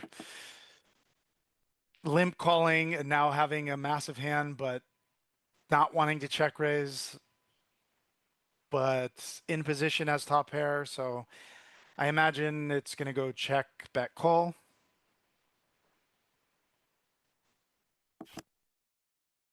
He decides to check back. I don't mind it because this hits the limp call range like pretty hard. Also, it disguises Santiago's hand. And now he can have some top pairs in his range that actually check back the flop. yep. So I think he's going to go a big size here, but I'm not sure. And by big, I mean like over half pot. He's not going to go like a third pot in this spot. He's going to go at least 60%. That would be my guess. Because now he's starting to get value from like 10x, 7x. Yeah, he's just going to go with a big size. This is the beautiful thing about he got king queen to fold. I mean, that's just wild with like no variance. Yeah. Yeah, That was that's a great result. It's a very, very good result. that was a cool hand. That's the nice thing about being in position, being the aggressor, and in this like heads up pot where he checks to you and on the flop, and now you get to just kind of choose how the turn and the river are going to go at a pretty high frequency. So I really like that hand. That was a really cool hand by Santiago. Yeah, nice bet. He chooses to call here. Pretty reasonable hand to be peeling with. This who's going to win this hand? I guess this hand's bad enough to just bet like a third pot or something. I mean, it's the only way he's going to win the hand. He's not going to win if he checks. Not very often. And the cool thing about like this spot about c betting multi-way, you don't really have to choose a big sizing because the small blind is in a very disadvantageous spot. Like he's not going to peel with a lot of marginal hands, even if he has a good price, because he has to contend with two other people that are in position on him. So you get the small blind to fold a lot of hands, and then you're just heads up against the big blind who has a very wide range. So it's pretty cool to look at the multi-way spots like that. Dimitar limping. I imagine Dominic's going to check here, but maybe he wants to choose to do something else. Probably check here. I don't think he's accomplishing much by betting, especially like Dominic can still have a bunch of hands that hit this board. He doesn't just indiscriminately raise ace highs, right? Pre-flop. He checks back some ace X hands as well. So you got to be a bit careful in these spots. I think it's just check. There's really no reason for Dominic to bet here, I don't think. Interesting. They're gonna probably chop. Maybe Dimitar chooses to bluff here, but he has showdown value. So yeah, it's just check. Dominic gonna be happy with queen high on this board, I think. But he Oh, is gonna he's bet just value actually. betting. I guess the other value betting and removing the hand just like this specifically to get off a chop even. Also, he can get called by Jack high here. He can get called by 10 high. Like there's a bunch of hands that Dominic. Wow, he actually folded. I'm pretty surprised. I'm pretty surprised he folded. There's a bunch of hands that Dominic would check down, I think, that arrive at the river with like no showdown value. Or would he always bet them on a previous street? Like his 8 highs, his, 7 highs. I don't think he just always bets them. So I imagine queen high becomes like maybe he has to call. I don't know. Those spots are very complex, man. These limp check is like the bane of my existence. Yeah, it's honestly these guys. The thing is, they know each other so well, and they just have all the moves. They know what's going on. I think we noticed the deviation from the GTO Wizard suggestions. There's just high level stuff, which is why it's fun. It's fun to look at hands and things that you see that are different than what GTO Wizard suggests or what you would do. It's good to look and think about that. Talk to some of your friends and analyze because they're these guys. I can tell you, they're playing. These are the best players in the world. It's just what it is. A 10K online. What would you say, Mike? It's calibrates to live. It's big. I mean, a 10K online. I mean, at least a 25K. Like a not like a big 25K field. Uh yeah, probably a 25K or 50K even. Yeah, it's about right. So button opens, king 10 calls. Uh I imagine this is just mostly gonna bet. Like I don't his hand is good enough to just bet for value. Santiago's obviously not gonna fold. And then we'll see if there's a dynamic turn card. Uh, Probably not going to be a 3 street hand. It's probably just going to be Woo. okay. Well, Spice. That is the jungle spice right there. The 10 just comes in, and now it's saying to bet small. It says keep the lead in the hand. I guess you get value from clubs. You block queen jack. You have maybe the best hand anyway, and it says to keep betting. It's a double flush draw board though. So interesting. And he does actually go for the full check. And now this turns out where he gets unlucky, but he may lose no more chips. The flush comes in. Both players have to be wary of that. And King Queen already sort of in a not like a clear position that it's the best hand. Could it be against ace X or some other holdings? And saying a check, but we might see a bet here, some sort of blocker bet. he's definitely going to bet. It's just a question of sizing. It's funny you say Like, though. You say definitely bet when the GTO Wizard recommends to always check. So what makes you think he will always bet? I guess because he's supposed to be betting his value on the turn and then maybe checking back the river. Okay. That's what GTO Wizard says, but it doesn't arrive here at the same ranges. Like GTO Wizard wants to check because his check back turn range has like not very much value in it. But in Right. reality, people will check back this turn with King X, maybe with some Ace X that doesn't, Yeah. doesn't want to get It is blown off their interesting hand. when the players do something different on the turn than the river. That's something I'm not positive with. If that like, do they factor that in? Is the I don't GTO think it's no now? I like don't. node locking on the fly. Right. Right. So that is actually that is relevant, and you're right. And he does since he doesn't go for the bet on the turn, he goes for the river. And this is saying to call 9 out of 10 times, which is I think he's probably gonna call. Like uh, you lose to ace, you lose to club. yeah, I don't know. Yeah, I'm not surprised. I'm not that surprised he folded, but like, I'm gonna put that one to the team. I want that hand. I want to look at that yeah, I don't hand know. specifically on the river. The 9 out of 10 call seems maybe 50-50 or 30-40%. Not that much, Like, but does he want to call King Queen of Spades and like fold because he has the Queen of Diamonds? Does it even matter? I think blocking the nuts is like pretty important there. The nut straight at least. Maybe he wants to have a Queen of Clubs, so he blocks like the backdoor. It's hard to say. Ranges are fairly wide in that spot too. yeah, I pretty guess deep it's just a here. question of does Santiago bluff enough there? And maybe the answer is no.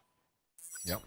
We've had 80 thumbs up. We got about 10% of the chat that's hit the thumbs up. I'm telling you what, it's one of those days. We're in the midst of it all. I know people are playing online, a lot of action. Bracelet events are happening, but please, guys, hit the thumbs up, hit that subscribe button. At four-handed, we do start the giveaways, $50 tickets times 3. So you must be doing those things to be entered. And the X, let's see if we got X here going.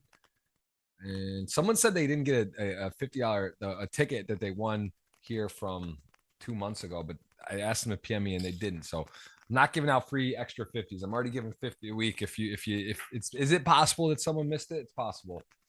Oh, I've got some Charlie horses coming. I played a lot of paddle today. Oh, that's the problem, man. Get older and neglect. You ain't in your 20s, buddy. I know. It's man. I'm dealing with it too. My back's all messed up. I'm doing physical therapy. I'm trying to get back on the right track. Take care of yourself out there. I got my Bowflexes over here sneaking a few curls. It's easy to just not do anything, and that's the problem. If you're studying, you're at your computer. It makes a big difference if you find a few minutes every hour or two. Do like a set of something and stay active out there. Stay nimble, and good luck to everyone who's playing and grinding those bracelet events. As Ace 8 does outflop nines and thinking what to do here. The King, if he has kicker issues, chops. He is going to go for a big bet. And this is just saying you can't do anything. You got to fold. No snap. A couple ticks on that chess clock being considered, though. Was this check on the flop? I think it was. Let me see.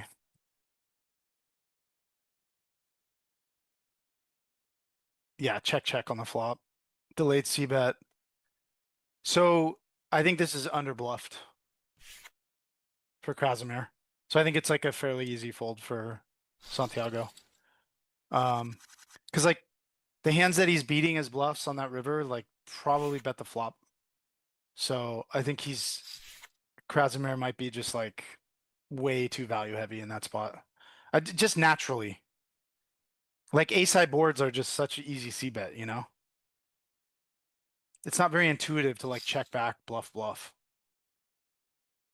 There's not a lot of intuitive hands to do it. Again, this is another spot where he's going pretty big 3-bet size. Really big. And like, what are you supposed to do with King Jack suited here? I don't necessarily think he's going to fold, but like, you are not happy. That's a huge sizing. This is definitely one of the ones for like a 4-bet jam that are one of the solvers loves the most, but he does actually call, and that is quite a board. And this is not one that Dimitar is going to love because the ace-3 clubs, backdoor clubs, and yes, a 10 for the gut shot to the straight, but you are going to be smoked here a lot. This is, I mean, I guess, does he ever flat 9s, 10s? I mean, what hands does he have? This is a bad flop for the ace-3 suited, but he's definitely not going to check. Yep. This is interesting with the King Jack also, like you think this is a huge flop, but think about the range that you're up against, you know? Oh my goodness gracious. This is it's interesting that he chose 240 because he has over pot back. Like maybe he should be going a tiny bit bigger, or does it even matter? I don't know. Did he want more fold equity here if he turned a club or a 10? Does he just go for it here? I mean, he has the top of his range still. I think you just see a shove. Like maybe he chooses a small size to try to preserve his tournament life or reserve some chips back to shove the river. But you get yourself in real dicey territory if you don't go with this hand. Okay, so he feels like there's enough wiggle room. You're right. It's a great point. And again, whole cards up. This is one where the bias comes in because you're like, oh yeah, it's obviously, but like, I mean, again, if it's you beat ace king, that is the sickest card for many reasons. Like, first of all, he loses. Second of all, you'd have to be worried that he gets counter, you know, that the king jack versus ace king. So this is a pretty fantastic situation for Dimitar. You know, I think he's going to check. Really? I think, or maybe, I don't know. yeah, it's tough. I guess let's think about it this way.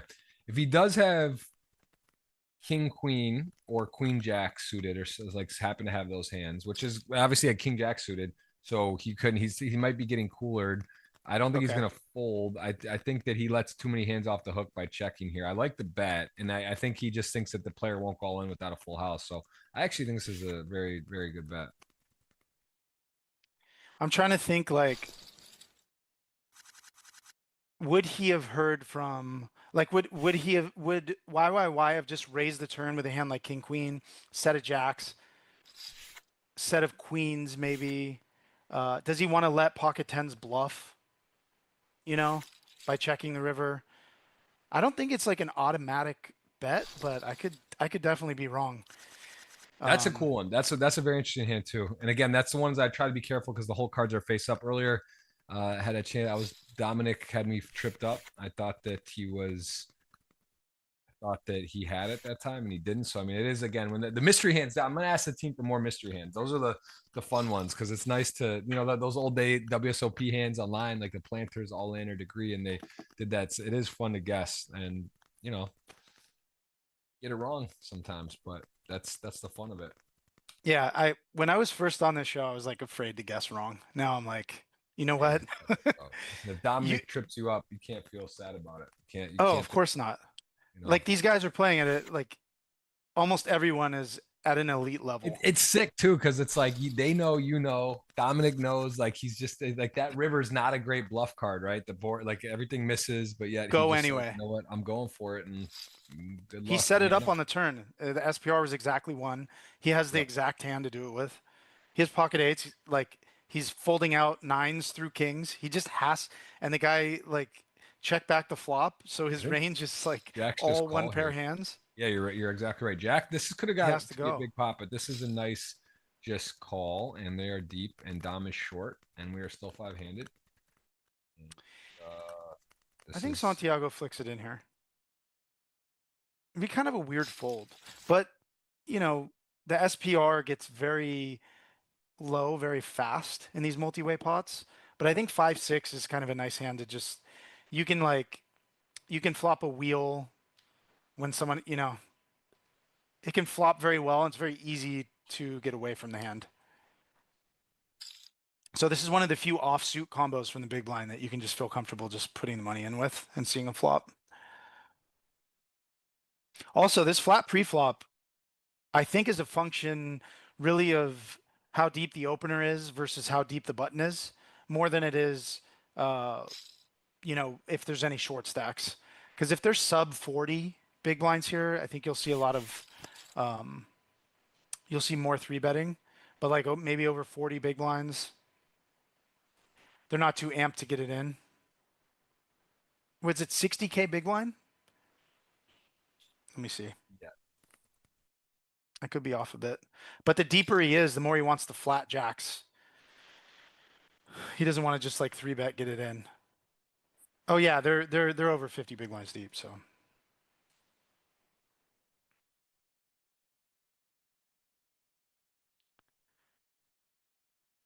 so this was check check. Uh, I gotta go. I'm checking real quick. So he bet small on the oh, he flop. He bet bet. 120. We got a call, and now he's betting again on the turn. We're gonna see another call here. I mean, it would blow my mind if he folded. I just can't imagine he's folding. Wow. I mean, one of the kickers to that hand though, it's four way. So he's betting into three players there. He also has the jack of hearts, I think, which is not great, right? The hands like some of those combo or ace jack of hearts or bluffs. Yeah, he's blocking the Most hands like that he that. wants to Yeah, see him jack double barrel jack. bluffing. Like Yeah. it's kind of a good high level fold. I can see it. It's definitely world class. I mean, you got to be right to fold there. And I think the Jack of Hearts is like a very, very important card there, but I still don't know if I would fold. Like just because you have the Jack of Hearts doesn't right, mean like for you're sure. supposed to fold. I don't know. No, That's an old school absolutely. way of thinking. Absolutely. Now it's like I have the Jack of Hearts, I have to fold. It's like, dude, you have Jacks on King 10. Like make him like really believe you. Like Yeah. make him bet the There's river. four way to the flop, and he's betting into a Yeah, couple yeah. people. And so yeah, I think that's you know and interesting here. What a turn for sixes has to fade the world and actually picks up a spade, which takes away several of Dimitar's outs, and now it's saying to keep betting. Sixes is saying keep on keeping on here, 100% of the time to follow through. Wow. I don't think Dom misses these spots. I don't think he misses this. I think a lot of people miss this, but I don't think he is one of them. Like he just is going to know the proper double barrel spots on board textures where it's not intuitive to know, even know. Like, what are your bluffs on that turn against a big blind defend? Sixes with the spade. That's what it is. Yeah. Because you don't mind bet folding it, and you don't mind if he calls. Like, you have equity either way, and you don't mind if he folds. Like, it's pretty cool. That's what I enjoy about this show is just watching him, knowing he's gonna nail the spot, like just knowing it, and then he just nails it. Yeah.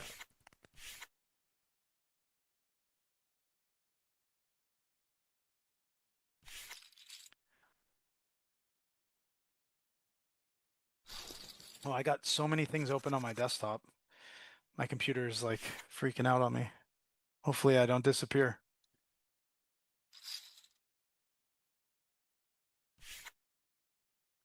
Yeah, that was an awesome hand. That might be the coolest hand, and for sure, myself included. Like to just barrel there, it does seem counterintuitive that that's like a good spot to fire there into that board and that range, but it is. I mean, you put pressure, you block the bottom end, which is relevant because you're against the big blind. You know, you block a lot of his like 6x of spade combos. You're starting to get into like not want to fold like top pairs. He's probably not folding top pair, but like everything below top pair now sucks. So it's pretty cool. So we have ace deuce opening, big blind defending, check call. I guess he bluffs here because I think you just go like 60% here. It's kind of a weird spot. You're up against a lot of pairs that the big blind defended, and I think he just has to fold.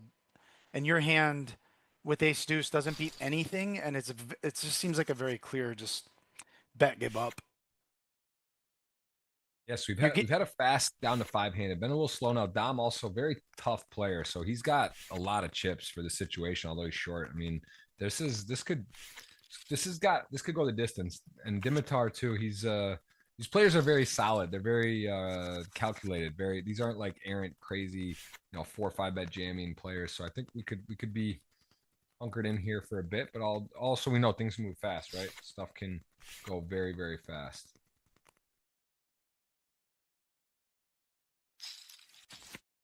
King 9 to 8s. Both players now love this flop.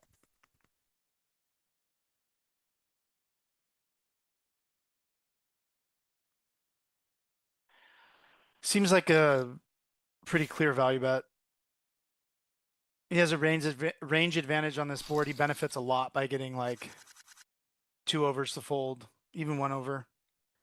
It's just the easiest way to play the hand is to just bet the 8s instead of checking it back. At this point, these guys, they have the stream that they can watch, right? So they can see previous hands. So that's going to start to affect play as well. Dimitar's chosen a lot of passive lines that may affect the way that he did find the hero call against Dominic, though. That might affect the way that they play hands against each other coming up. Krasimir, again, c-bets. I don't think Dominic can defend this hand. Maybe if he had like backdoor flush draw, hearts, spades, diamonds. Yep, things slow down a bit. 30K, 60K, blinds up in 3 hands as we see King 8 on the button covering Dimitar. Will he go for the raise? Yeah, King 8 is good enough. And a Jack 6 suited, closing the action. Pretty deep here. Gonna call. And King 8, top and bottom, little missionary, nice start. Jack 6 suited does have some backdoor stuff going, but not a great board here. And you're against the chip leader, your opposition. If he bets small enough, he might get some action. I guess not. I mean, there's just you kind of have to check raise the jack six, and you just don't even want to put yourself there. Check calling is not really an option.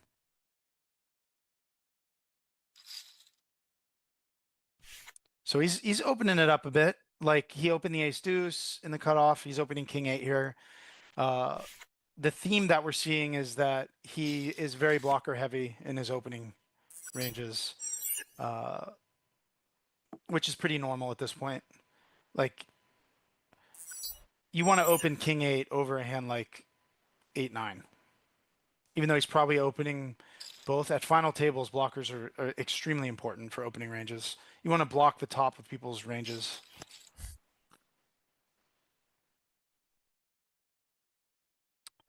This will be interesting. A very big decision point for Dimitar here. And it's going to be a very difficult spot for the big blind if he chooses, you know, to go 450K here or something. I don't know if this, I mean, it's kind of a believable size.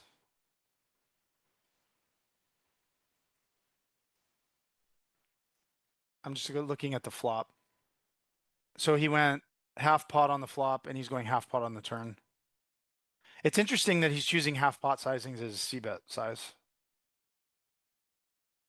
He I does, gotta say, one thing is impressive about Dimitar's game is he does like kind of give off this tightish, solid image, but then he just has this sporadic, just complete no equity bluff timing that's perfect. And I think that's one of the reasons he's great. But again, so many great players here.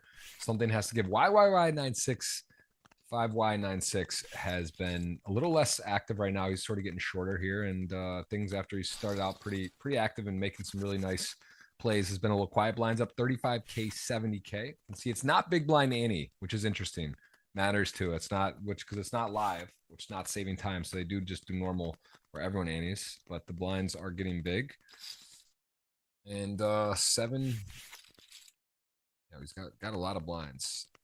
70 big blinds. 4.9 million. That's a lot. yeah, and we've kind of seen now that Dimitar's chipped up a bit, he's taken the lead in a bunch of spots. Santiago is kind of taking a back seat to him. He's now opening into someone that's pretty deep, and he's opening into Dominic with a restill stack. So like, I don't. Maybe 10-4 suited is an open. I don't know, but he's not going to be thrilled opening too wide in a lot of these spots. Now, this is going to be interesting. I assume there's going to be a c-bet here. I guess he could check this back sometimes, but I think we'll see him bet. And now we get to see if Dominic wants to really take this to future streets, or if he wants to start denying equity, or if he's going to wait till like the turn or the river to make his decision for the rest of his stack. But he has a very big decision point right now. Chooses to go with the call, and he's just going to be in the blender. He picks up the Broadway draw with his flush draw.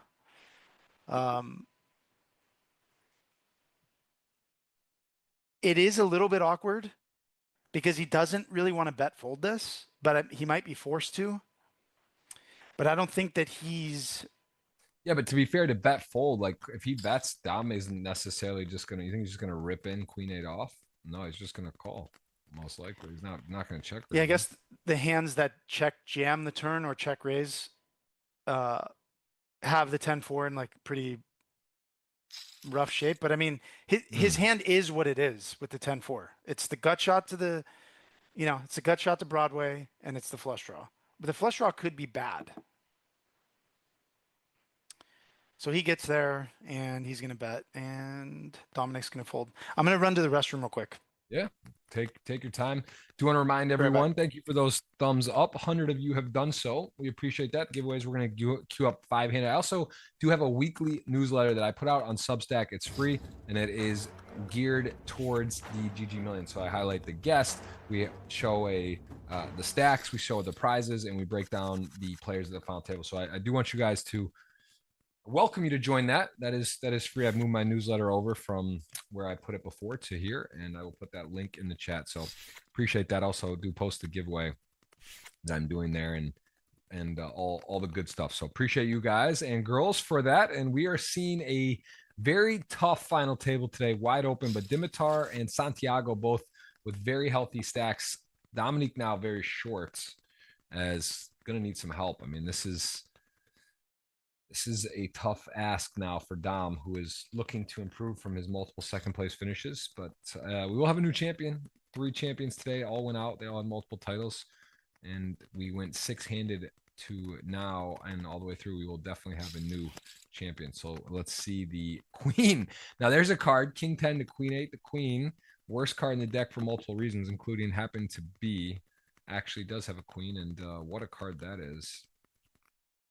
And man, what a day Santiago's having at the moment. Yeah, Jason, good luck on the $50. Some coolers today. Good question, Dan. Dan Wold asking. We did see we saw queens to aces. I think Audemars got victim to that, and it started out pretty quick. We haven't lost one for a while, but that is the case as the stacks are deeper.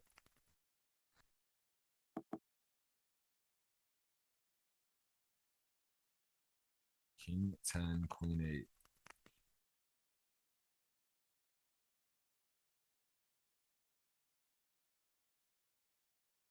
8. And the ace on the river. So yeah, have to be wary of the jack, but you do actually, there's some hands that ace X could be in there too. So this is close. This is close. Board is paired. You have the queen. Lose to jack X. Would your opponent check that to you on a paired board? Or maybe he would check call with the jack possibly. So let's see what happens here. I think Santiago has a tough decision on size. Does go 175, and this is not fun for. Is there a world to turn your hand to a bluff? That's the question as well. To turn your hand to a bluff on this board with the King 10 with that size. I'm gonna try to catch up in this hand real quick. Yeah, this is an interesting one. Sort of feel like calling is not a great option. Raising could be an aggressive play. Oh wow. It went check on the turn. Oh my god, he could check jam as a bluff. Yeah, check raise big. Maybe not jam. Maybe it's only 536 in the middle. Oh, check raise, yeah. Go big though. 1.1 point something million, 1.1, 1.3. So the way that he's looking at this spot is when this guy checks back in position, he's kind of capping himself. He shouldn't have a queen. Oh, he just called. Okay, that's reasonable as well.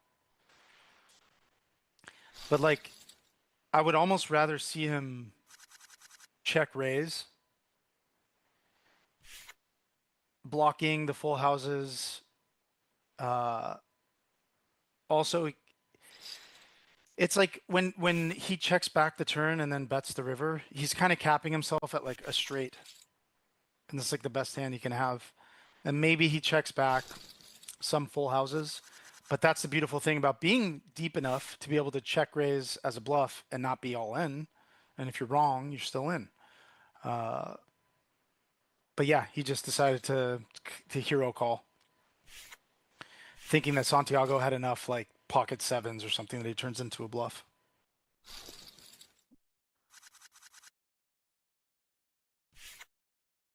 Pretty thin value bet on the river with the trip queens. 4-liner. Yeah, very, very, very interesting hand. I did think there was a shot to raise it up there, but again, don't know if it would work. I mean, honestly, it probably would have, right? It was like literally would have been a nightmare for Santiago. Gotta believe he's losing to a boat or at least a straight there, but pretty cool hand. Jack 10 pairs, 7 also pairs. Here, some chips could be deployed. 7-5 suited, looking at some decent turns for additional equity. So let's see what he does. The weak top pair. Dom is shorter, so he's aware of that. He sees that pay jump 5th to 4th, lower left of your screen. 32,000 is 5th to 4th. Everyone guaranteed 6 figures.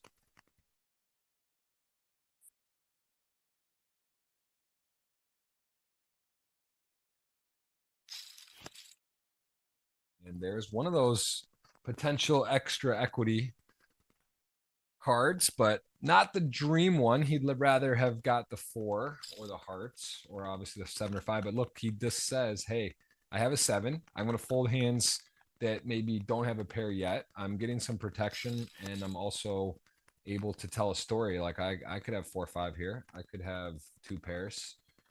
Now, though, when he gets called, I think this is one where maybe he feels inclined to check back. I don't know if he's going to try to take away a jack here, and maybe thought he could shake some ace X's, or, there's some other hands too, right? Like could have 4s or whatever, some other hands that he's beating a 6 or something. So I like that lead turn, and as it played out, though, check on the river makes a lot of sense, and we will continue on 5-handed as no one with much. King Queen the big blind, prettiest looking hand, and blind on blind. Dimitar going to certainly play the suited Dolly Parton 9-5, and probably I was thinking limp just because of how short it is, but shoving makes sense, and the King Queen certainly going to call. So he is going to take his shot here. 1.8 million. Dom, can he get his title? That's going to be hard. Not the dream flop, and that is a ace for a chop, or else we will go to 4-handed. We will have the giveaways going. That's not an ace. It's a 6, and Dom actually ran pretty unlucky in the all-ins, and there were 60-40s, 2-1s. He lost early, King Jack to 9-10 on the river, and then there he gets out flopped. Dimitar putting him to bed with the 9-5 suited. So we will be 4-handed. We will have the giveaways get going.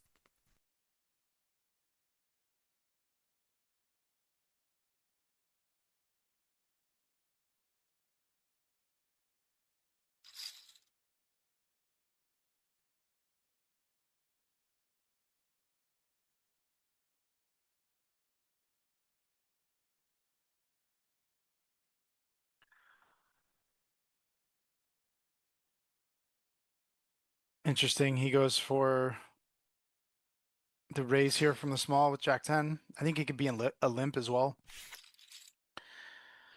And then gets 3-bet by small sizing by the ace-6 suited. Pretty cool. I love this. I love this stuff. As they get shallower. YYY has shown us some really nice sizing and timing and tempo. I think he's played well today. So he's got 2.4 million. He's down to 4. He's done a great job, as he is, I think when he started, just double check. He started in 4th place. So final 4 with basically tied for 4. So he's done a really good job maintaining and staying in the game and being active as well. Took a little bit of a pause for a bit, didn't get too many situations. And as it turns out, Santiago was your chip leader start. He is in first still by about 1 million chips, and Dimitar, who was middle of the pack, in a healthy 2nd. Everything else fairly straightforward. Krasimir was in 3rd, basically in 3rd. YY in 4th. So it's pretty chalky today, other than Dom that was in 2nd with 80 bigs went out, right? Everything else is pretty much as it was supposed to be in terms of where the stack started. And good luck to everyone who has a sweat on the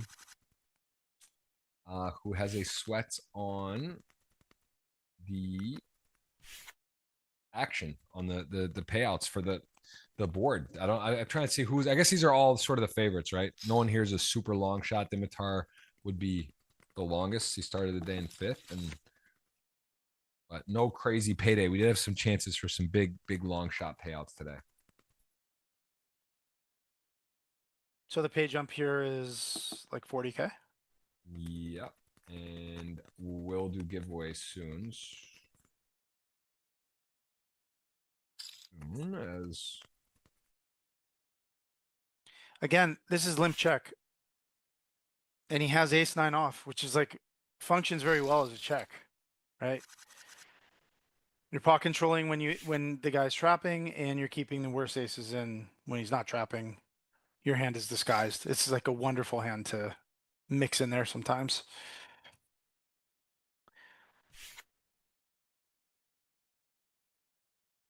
I think Santiago can go either way here. yeah, I like that as a hand to 3-bet as well. Putting on pressure on the stack with that type of holding the King 7 off. Doesn't play amazing post flop. Also going to be the best hand a lot. Wouldn't have likely worked. He might have heard from the whole enchilada there, but as it turns out,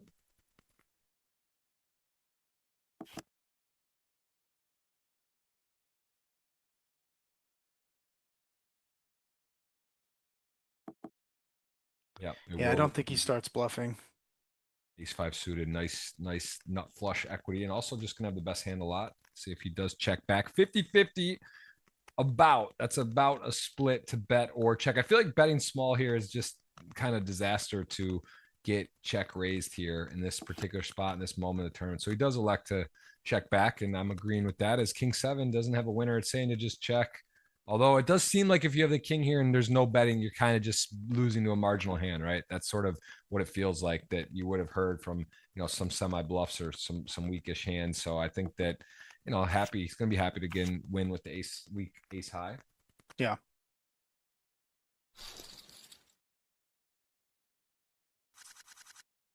Okay, well, we will continue on. It is time for the giveaway. I think we're right. We got over 100 of you hit the thumbs up. Do appreciate everyone doing that. A very exciting finish coming here. 4 left. Let's get that first keyword going up here.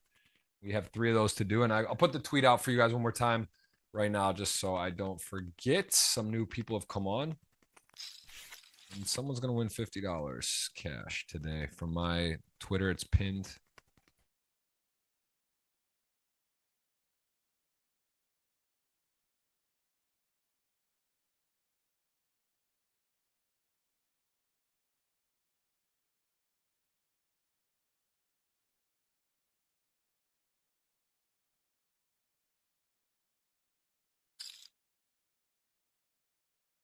Ace 8 suited 6-5. Big board here. Everyone here is liking their hand, but ace 8 suited actually has got the gut shot, nut flush, 2 overs versus pair open-ended backdoor flush draw. So that is exciting. What could get more exciting?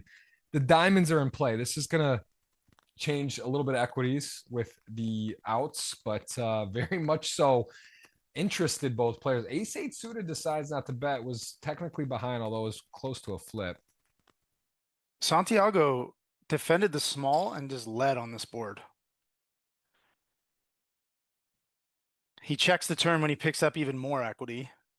Because now it's almost like if he bets again, he needs to follow through and just turn the hand into a bluff on Brick Rivers. Instead, he has enough showdown value and enough equity to where he can just check call a bet.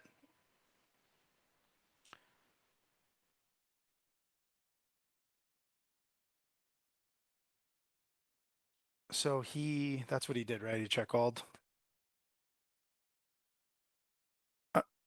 Okay, no, he bet again. Okay.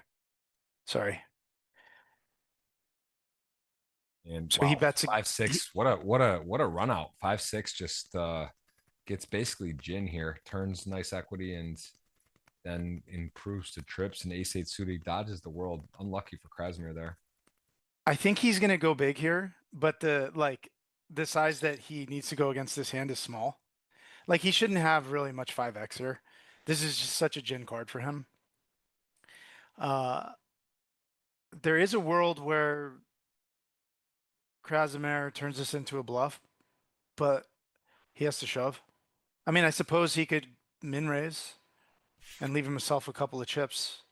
Yeah, I think having the 8's nice there. The board is paired and he misses the spades. I think that's a tough ask, but I do like that thought process. And again, it's hard to make hands. So when you have a lot of equity and you miss, it's important to think about trying to win the pot. Absolutely. And that's something I want to ask you about with the mid stakes mastery and what exactly that entails and where people can get involved with that. Yeah, we do all the streaming through Gumroad, and you can just look up Small Edges Poker on Gumroad, and it'll send you to. I have a bunch of other courses too that I've put together over the years, but we're really focused on maintaining and updating this course with Brian Paris. He's been such a boss for so long. He's in the shadows, just printing, $150 an hour or whatever it is. Like you'll just never, if he's not streaming, you just won't ever notice him.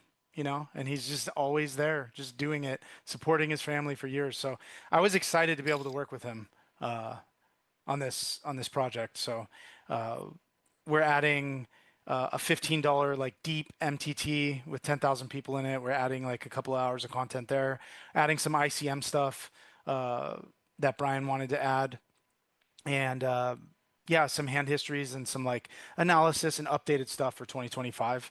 And you're having him on the show, maybe coming up, hopefully. Yeah, love to have him on again. Great player, great streamer, and he also is again one of the all-time winningest online players and been doing it for a long, long time. So great to have Brian on. As we are four-handed, we will queue up the first giveaway, and you know what? Just seems fitting. We're gonna put mid-stakes mastery. That's the key word. It is GGWSOP space mid-stakes mastery, and then insert your GGPoker username. That's 1 of 3. Put it once. That's all you need. Twice for good luck. 3 times, that's too much. So please, guys, respect that. Only put it 1 time, twice if you really need to. But our team will select a winner, and we don't need to spam everyone in the chat to put that multiple times. Good luck to everyone. $50 can go a long way. Hope you run up. And Mike, remind us how you started your online poker careers. We see Ace, Jack, 9, 7, King 10. We have the gut shot for our chip leader, but top pair, Jack Kicker, probably going to be winning this hand most likely. Although if it checks through, could get a little spicy on the turn as I want to know, did you start with a free roll? Did you start with a small deposit? When did that happen as the king pairs for Dimitar? Wow, we don't see a bet from Ace Jack here. So he just called pre, right? Yeah. I wonder why he's not betting in this turn. I guess it's like such a... He just ends up in a lot of dicey spots on the river. Wow, Santiago just got to see all the cards. And he has got himself the absolute nutter butter tutters on the 9-7. And this is one of the downsides. I'll get to your question, but this is interesting. It's a little too careful is you allow stuff like this to happen. And if and now he's going to bet. So he's going to wait. Straight comes possible. Yes, it looks safe. The hearts miss, the spades miss. Those are hands you could bet and get value from. You would shake the 9-7 off. And now 9-7 just can't believe the day he's having. He's saying, what happened? What did I eat today? Let me go through my routine. Everything is working. And now, I mean, these are the ones where you get shot up. You're just like, really? Like, really? No one's betting. And what, like, what do you have? But guess what? He could have 7-4. He could have 9-7. He could have 2 pair, 8 king or 6-8 suited. Like, there's so many hands. I would actually think that at this point, if you're going to play Ace Jack this way, it'd make more sense to check, probably to call, than to like bet and then deuce. Because now you're just in a absolute kerfuffle. Yeah, I don't think he's going to call. I mean, there's just too many hands that he can have from the big blind that now beat you. I don't mind the bet fold. Check call could actually be a more expensive option. But yeah, it's weird that he chose to be so passive on every street. But it ended up being a small pot, so not too substantial. Yeah, to answer your question, I guess I started off playing like the stars, like 5 rebuys. That's what like hooked me. The 5 rebuys, the 3 rebuys, the 10 rebuys, and like I won the 11 rebuy for, I don't know, 10K, which was like an absurd amount of money way back in like 2000, whatever it was, 6, 4, I don't remember. Spun it up, eventually went broke in like 2009. I had like a live score, and within a year lost all the money doing stupid stuff. Stupid stuff. And I had $1.75 in my stars account. I actually wrote an article about this on advanced poker training, and spun that $1.75 into 20K. I started with heads up sit and goes for $1, and then eventually won some satties to the Sunday Million, and then it culminated in me winning the 20 cubed for like 10K. And then haven't looked back since. All I needed to do was lose like the 20K that I had once, and then once I did that, never had a job. Once I came back.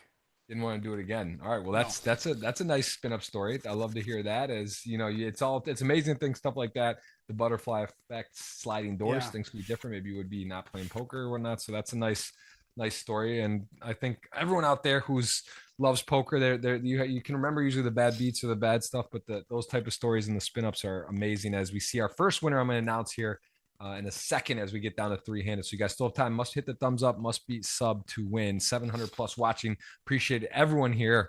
Really amazing to see some new faces and so many familiar ones. I see a lot of the comments. Positive group we have. High energy and getting ready for 2 of the biggest shows of the year. Next week, Phil Hellmuth joins, and the week after, Daniel Negreanu. So can't wait.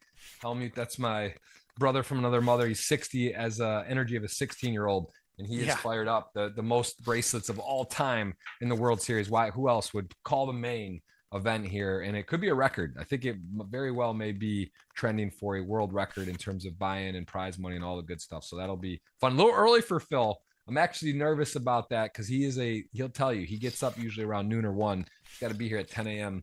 for the check-in next week. So that's a sweat in itself, but we are, we're gonna see. I think he'll be fine, and he'll arise. He rises to the occasion. He has big final tables all the time. He sets his alarm. He'll be here, but he is always fun to have. And I know that we are going to have some likely very, very known final table players, but it's sort of like the main at the World Series, right? There's no guarantee. There's so many players, so many entries. You never know if you're going to have like a collision of the all-time greats in there, or if you just have a lot of unknowns. As kings on the button, I will say today, not a lot of big hands. We saw aces to queens. We haven't seen a ton of big pairs pre-flop. This isn't setting a record. We had 16 aces, 17 aces, one show. We are not going to hit that type of record today, but we have seen some great plays, and we are going to see a new champion today awarded. And right now it does seem like the Canadians are getting it done up there on the stack, but Dimitar, no slouch, knows how to close, and kings are saying to always bet something here on the 8-5-5 2-diamond board.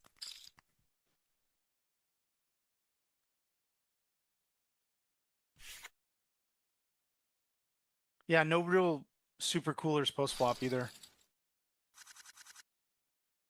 It's just been like pretty standard spots, like a shove blind versus blind and a call, and GG.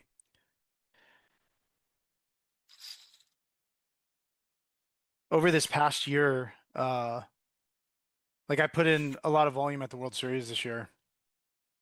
Leading up to it, I was working with I just wanted, well, I had a chance to give a shout out to my coach, Thomas Boyven, who is just like an absolute beast. I'm sure you, at this point, most of you have heard of him. He got third in the 100K at the World Series, and then third again in the 250K right after. Was chip leader in both of them, I believe. Just like absolute savage, most like methodical, pragmatic, deep, critical thinker that I've ever interacted with. The guy is just like, and he just studies all the time, puts in the work, puts in the volume, and he's just eventually going to win everything and have all the money. If he keeps it up, and he runs kind of good. I've seen him like run very bad in some Triton final tables for lots of money, but eventually he'll come through with some of those W's. Yeah, so we have the ace queen opening here. This is very interesting. Obviously, the ace queen's calling. Yeah, but it's interesting that he chooses to shove here and not just call. it is. I think, yeah, it's a function of Krasimir's stack and his, and just putting pressure, and also going to fold some. There's a bunch of hands that he folds that are better than his, and when he gets called a hand like ace queen or ace king that wakes up very live, Jack 10 suited, he's running pure. The Jack does fine. Ace queen looks like in a world of hurt, needs help. Ace or queen non-spade of that nature as the river. Nope. Three-handed. We're going to choose the first winner. GG's, and DD is sending the GGs out today, getting a knockout. Not a bounty tournament, but he has done some dirty work, and he is in now tied for the chip lead, essentially. Almost inevitably going to be Santiago versus Dimitar, but Krasimir doing a good job to get the podium, as it is not over yet. He could still spin it up. I was thinking that he had that it was 60K big or 70K big blind, but it's 80K. So he was jamming 25 effective. That's more reasonable. But still, yeah, definitely could have called with that hand, but you're right. He's going to fold out some ace X. He's going to fold out like some king and queen high hands immediately. And then he just has a bunch of equity against the calling range. So makes a lot of sense. 7 deuce, punishing the limp. Punishing. Heads up in position, be the aggressor. He's checking off all the boxes there.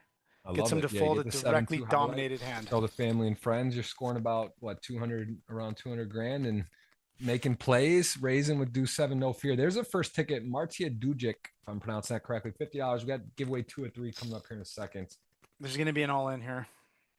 It has ace queen and 5s. We could just be heads up. There's a good chance we are just heads up, as The ace, queen, and fives will tango here. 7.5 mil stack covering healthily.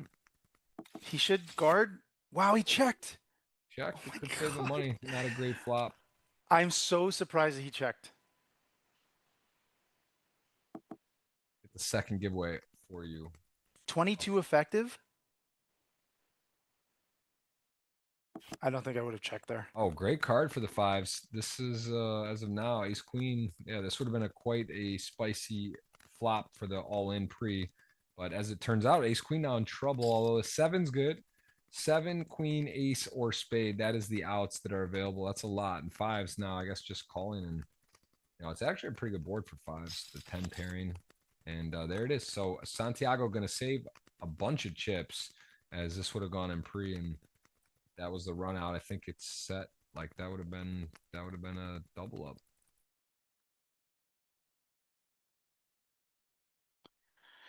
Yeah, That ace queen had to has be to very play good. close pre-flop.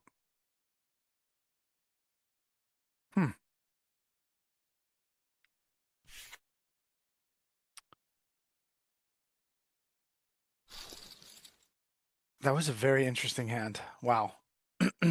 I think he should have doubled in that hand.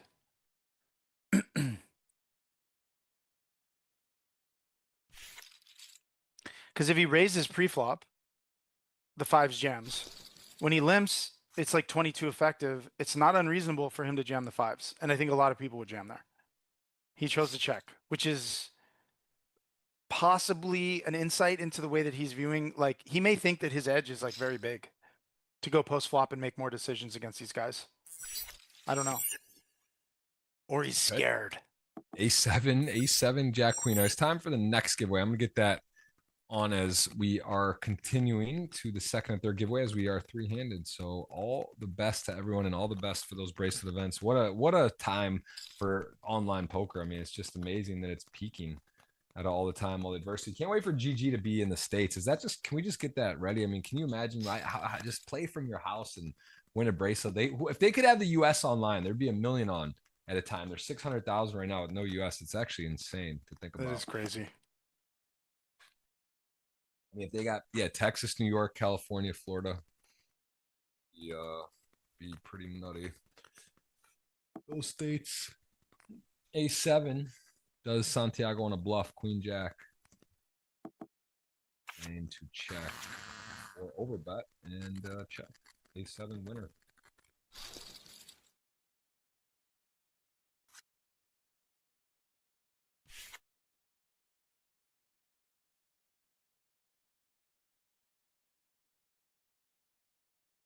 I'm gonna for the audience give I'm gonna give out a promo code for the first five people that get the course. I'm gonna set that up on my end before I give it out. I'm gonna put it in the chat so we don't really have to talk about it too much. We can focus on the action. That's awesome. How much is it? Just so I know. So what do people know what they're getting exactly if they were to when they get it? There's a little back and forth. I'm gonna go on the spot here and just say for these 5 copies, 199. Nice. Wow. But I think when we $1,000 relaunch it will be 297 or 299. There you go. That is that's nice. A little $1,000 extra bonus to the audience. This is a strong group. We got an amazing crew here. A lot of familiars, a lot of regulars on here, and some new people that have been very engaging and friendly today. So shout out to the audience. Let us know where in the world you're watching from. Good luck on those giveaways. Good luck on the second GG giveaway. I'm gonna throw that up and let's just do it now. We're three-handed. We'll stay on course, so we're ready for a heads up to do the last one. As King 7 and Ace 6 tango. Ace high good. King high has ideas.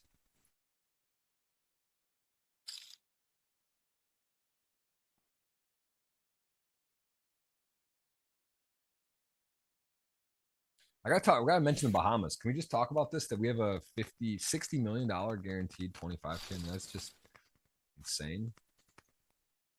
Just insane. What is it? Say it again.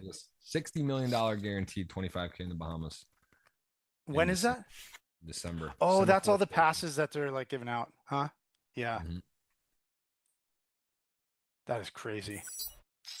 That's what was the guarantee last time? 50? 50. It just was shy. couldn't believe the final table had Liv. Liv got like third or something, and Yep, Mustafa Kanit was there. Marcelo Aziz, Mustafa. free roll winner on GG, got second for 4.6. Amazing champion as well from China. One very nice, gracious guy. So cool. Such a great event. 6 million to first this year. It'd probably be what, 7.5, 8 to million to first. If there's a 25K to play, that's probably the one. Yeah.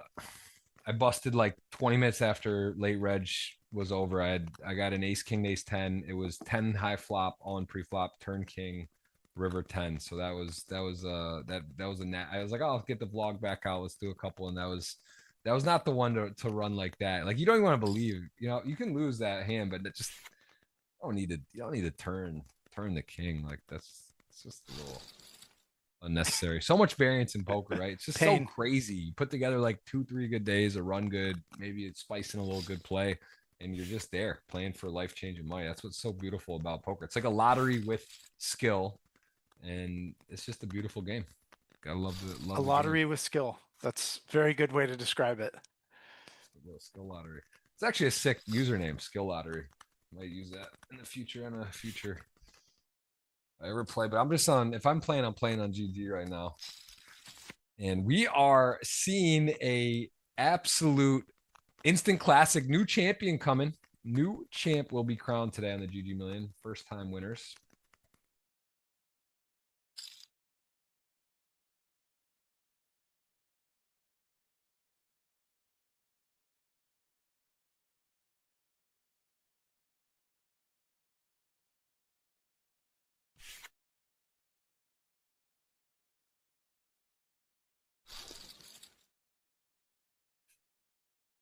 All right, 187, big jump here.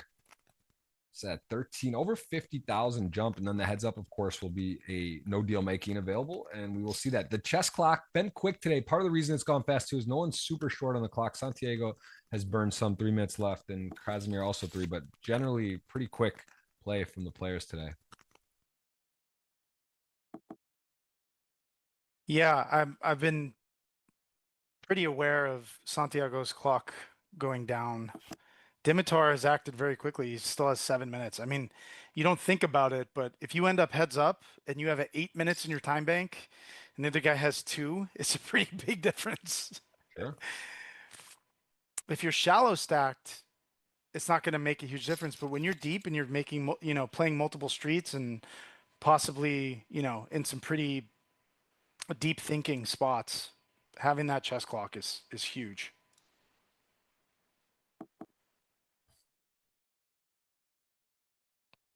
So the promo code for me for the mid stakes mastery course is going to be GGMilly, GGMilly, just for 5 copies. Love it. I'll post it in the YouTube chat if you guys want to check it out. If not, it's all good. Oh my God, the chat is spammed. There it is. The second again, don't need to put it more than once. Twice is fine. 3 times is overkill. We have the second giveaway underway.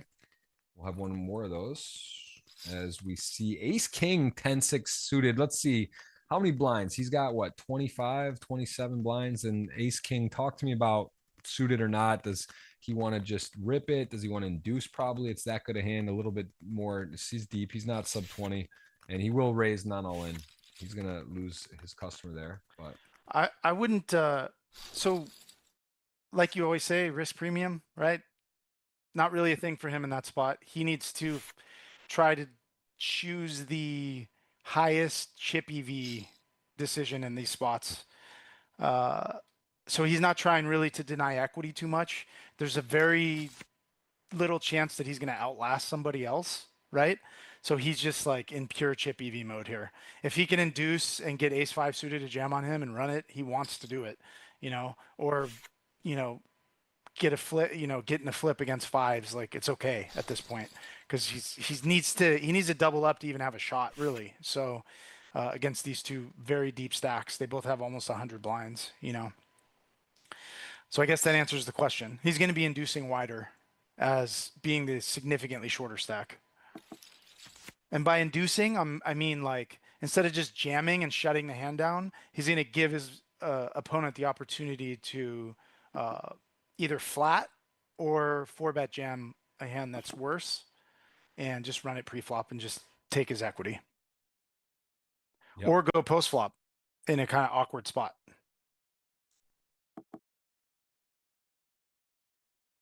Five, deuce, jack, eight. No one with much. Jack high actually now chopping. Jack eight and sevens, ace, ace, king kicker. And wonder if Dimitar wants to He's favor definitely the. gonna. These spots are really important to like find in tournaments, especially at final tables. When you're chopping and you get the other person to fold, it's pretty huge, you know?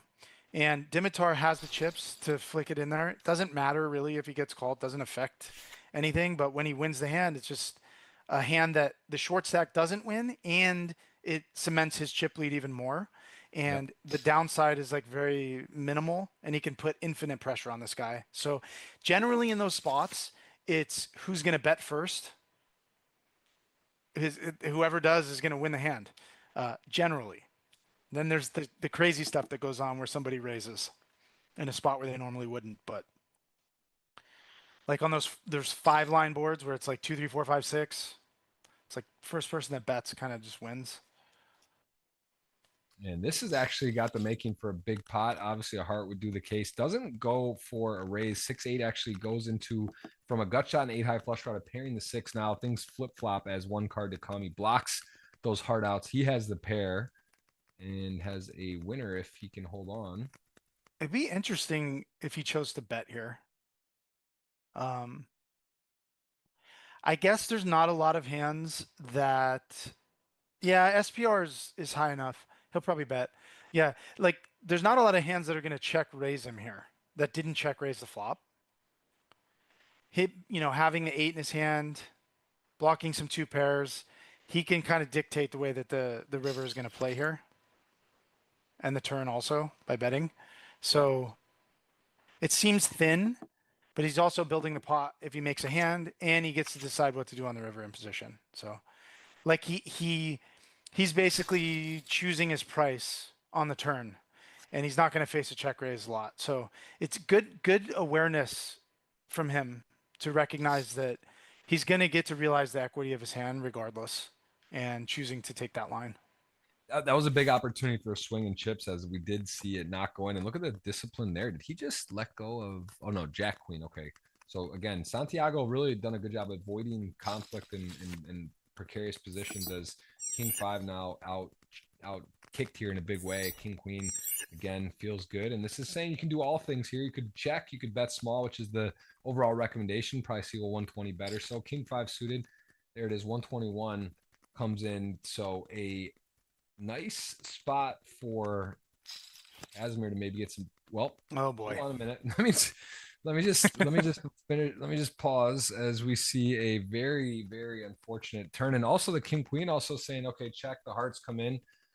Don't expect hearts to check raise on the ace high board there in that spot, so that is a possibility. And let's see if he does fall. That he does, and now checking 2/3 of the time. I don't think that will be the case here. He covers significantly, makes his 2-pair hand, and I think we will see a large bet, maybe like 500. But let's see. I'd be surprised to see a check, even though it's what's recommended. Yeah, it seems like overwhelmingly people are choosing big sizes in these types of spots. Actually, board textures have been somewhat similar, where they had kings up on a turn or river where it's like very dynamic. Uh, I guess the hands that bet for value here, it's a board that kind of favors the original raiser, right? The button. So when he bets, I guess he's going to be polarized. So he's just like choosing to have a big sizing and not a lot of like medium or small sizings. But I don't think he's necessarily trying to get him to fold a hand like king queen or a top pair. So maybe that makes his bet on the river more credible. Krasimir didn't even think about it. He just folded the king queen. It's pretty big fold.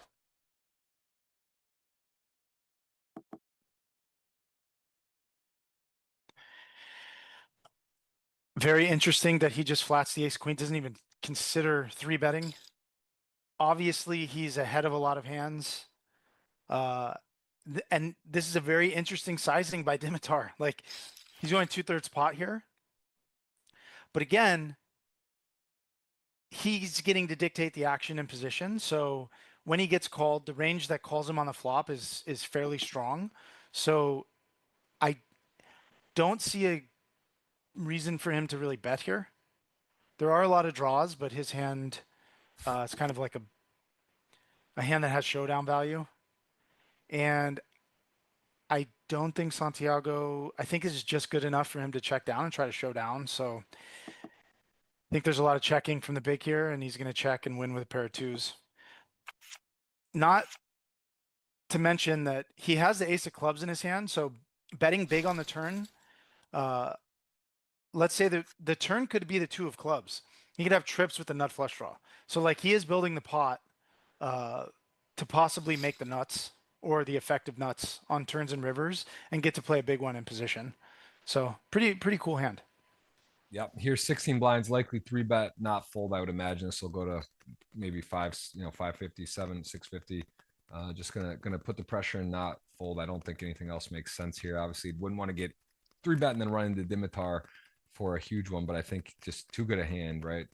Krasimir is gonna be opening, so yeah, he's three bet calling. I was gonna say 657, just like you were saying. Yep. He doesn't want to go too small because then he actually gives Krasimir the chance to peel in position with his marginal hands. He wants to. He actually does want to deny a little bit of equity there. He wants to make it clear that he's three bet calling, but not give him too good of a price. Also, I don't know if he has three bet folds in that spot. I mean, it's like 16 effective,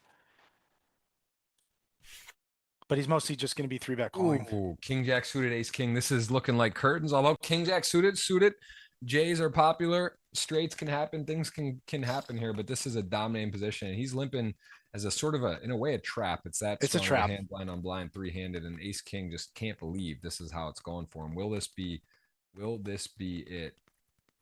I wonder if he goes like 300 or if he goes like 2.6 or 2.5. Yeah. So he goes, this is like to have a credible raise fold strategy, you have to choose a small sizing here.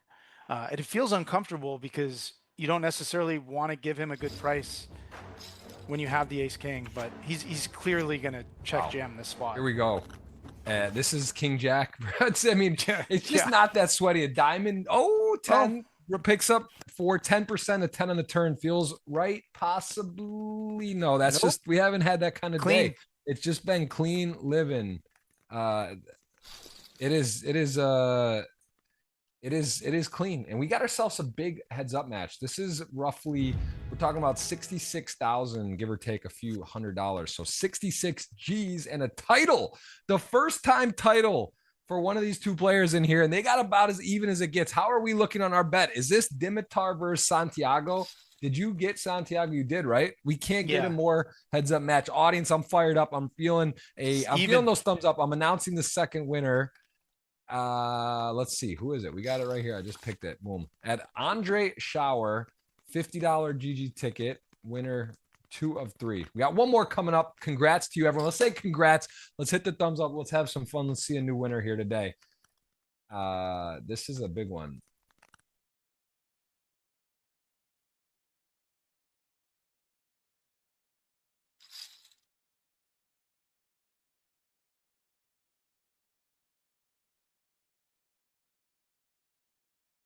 This is a big one. Queen 5, Ace 4 comes right on out. And Ace 4 could get sticky. Ace high, there's a lot of draws. And Dimitar got himself a good situation. We've got ourselves a exciting third giveaway. I'm gonna queue up.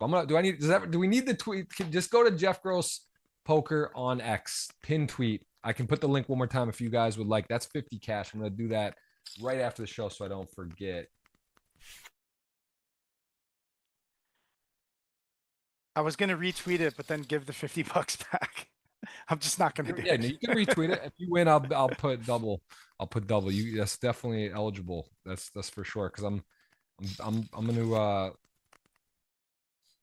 I am seeing I think that this is gonna go the distance here. We're playing for this is a big moment. There's a lot of money to play for, and this is 6.5 buy-ins plus the title here for us. Also a dinner. This is all you can ask for. An epic finishing of a day for the stream. Let's see how this plays out. I think yeah, I don't want to say it out loud, but I think Dimitar is going to win. Oh, wow. You must feel strongly with that's your own dinner going against yourself there. All right, third giveaway. Let's get that rolling. He's just actually, Santiago has done very well, like ducking and weaving, maintaining the chip lead or second in chips, not losing any big pots. He's just done a very good job to kind of accumulate slowly and stay out of the way. But Dimitar didn't have a lot of chips and has just been like straight up, not making very many mistakes, if any at all, and not losing a lot of hands. His hero call against Dominic was the key hand, but he did it. Like, he made the call. And here he is, heads up with the chip lead. So many notes, so many exciting hands today. What a show we've had. 800 on. Hope you're having an amazing time. Let us know again where in the world you're watching from. We are going to be playing to a winner here. 66,000 on the line. Ace 3, 10 deuce, ace high good, ace high wow. call. He found the call. Nice, amazing. Nice hand. All right, changed my mind. Santiago's going to win.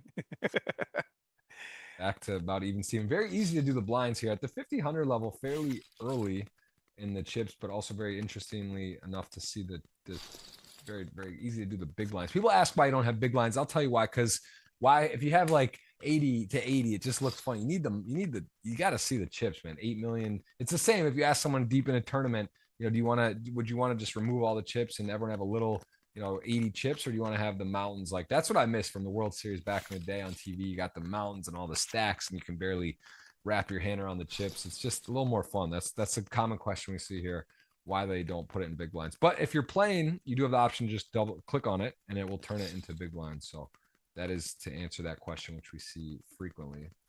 Yeah, at these final tables, I toggle between, because it's important to see the total chips in play, especially like around inflection points like bubbles and stuff.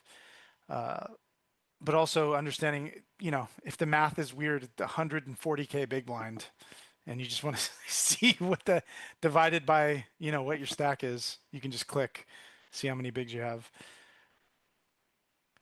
Yeah, that Triton heads up, Foxen was playing the other dude for like $10 million or something, and he's like contemplating a $6 million bet on the river, and he has like 4 chips. It's like, what is going on? Where's the chips? Yeah, it's true. I don't like that. I like that feeling. The two, what was that where Chino Ream had like just all these chips, like 2005 or 6 or something. Maybe the Jamie Gold year. I remember were some epic stacks back in the day. There's just some insane, they didn't used to color up much, or it's it's fun. But here we see Jack 10 and 9-6. 9-6 hitting the check mark on this hand, at least if it gets to the river. Gonna be hard not to win with 2 pair on this board, even on almost any river. And as played, I don't know if Dimitar is gonna go too crazy here with Jack 10 high and no draw. Maybe does have 2 overs though. From his perspective, could be a shot to take one.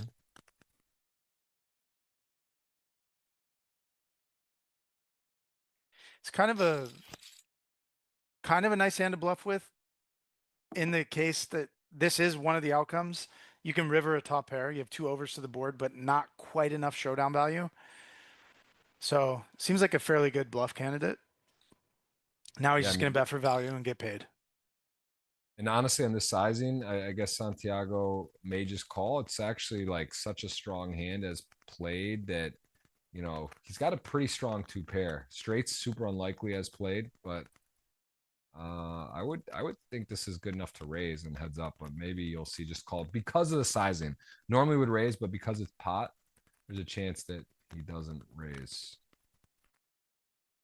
But honestly, this is hard to make a hand and heads up. I think he is. Yeah, I think he would raise. I wouldn't have been stunned to not see. And Dimitar has a problem here because he goes from nothing to top pair on the river when he's betting on the come, and he did not want to see that. The Jack even a little worse than the 10, right? The 10, there's some other straights, and he's maybe gonna get rid of this. Let's see. He's definitely not sure. I think he's in a tough spot. Well, he's grateful in this moment to have 6 minutes in his time bank. You do not want to have 1 minute here. I didn't know that he had two pair. I didn't even like see. Uh, Yeah, that's why I said this is he's a just well going to get played hand. called. Obviously, once we landed on the river and I saw that he has two pair, he's definitely not folding or not calling even. So, one of the things that is nice about sizing up here for Dimitar is it kind of makes it harder for people to bluff. He makes the call.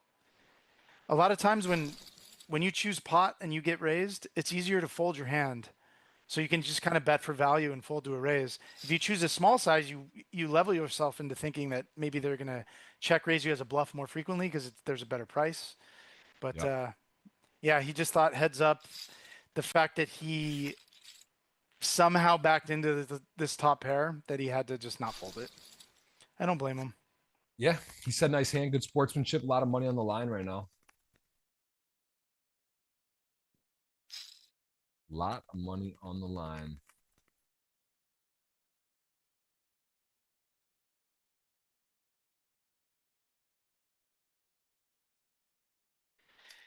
I mean, yeah, so he's got a big lead all of a sudden, almost 12 to 4.5, 5. So decent lead. Decent lead. It's interesting that his strategy is limp like this deep. A lot of times 50 big blinds deep or more, you just see people raising the button. He is choosing to try to control the pot in position and see as many flops as possible, play as many streets as possible. That's kind of what Dimitar's strategy is here.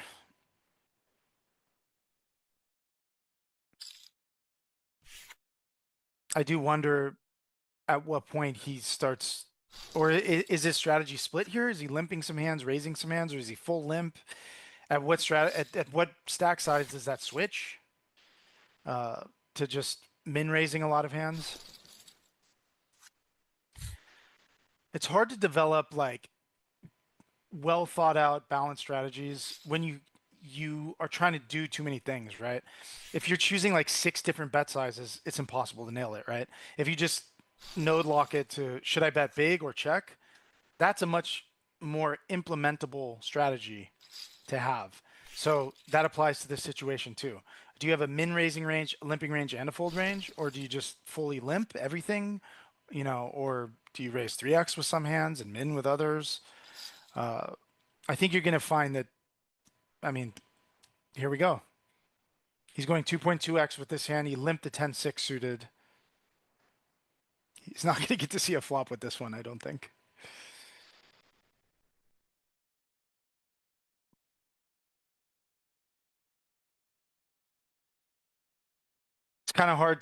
It's hard to know how well thought out these and balanced the strategies are. This is not my strong suit. Heads up. But I know a thing or two. Ace 3, 5, 10. Ace 3 suited. Gonna see the limp. This is good enough to go on upstairs. Ace 3 suited. One of Can the also nicer check. kind of some bluffing hands, but also I should not say bluff because Queen 7 off's computer hand heads up. It also does play sneaky if you hit the ace on your opponent who's gonna limp when they limp it, they're gonna go for it. So that is one of the benefits, and here he is in the still the best hand. Ace 3 pairs the 3. Yeah, maybe you see him checking from the big blind with like ace 6, ace 7, ace 8, ace 9, and then raising ace 10 for value, and then raising his worst aces to ISO. So like this would have been a reasonable raise, I think, also. But I like mixing it as a check sometimes too.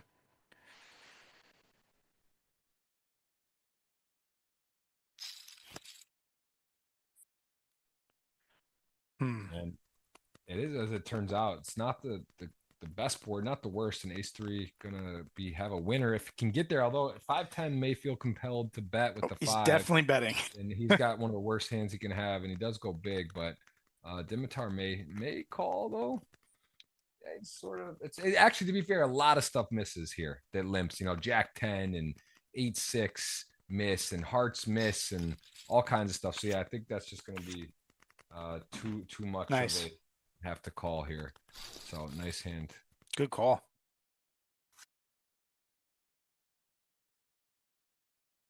I feel like if his bluff got through there with the 10-5, like it's lights out.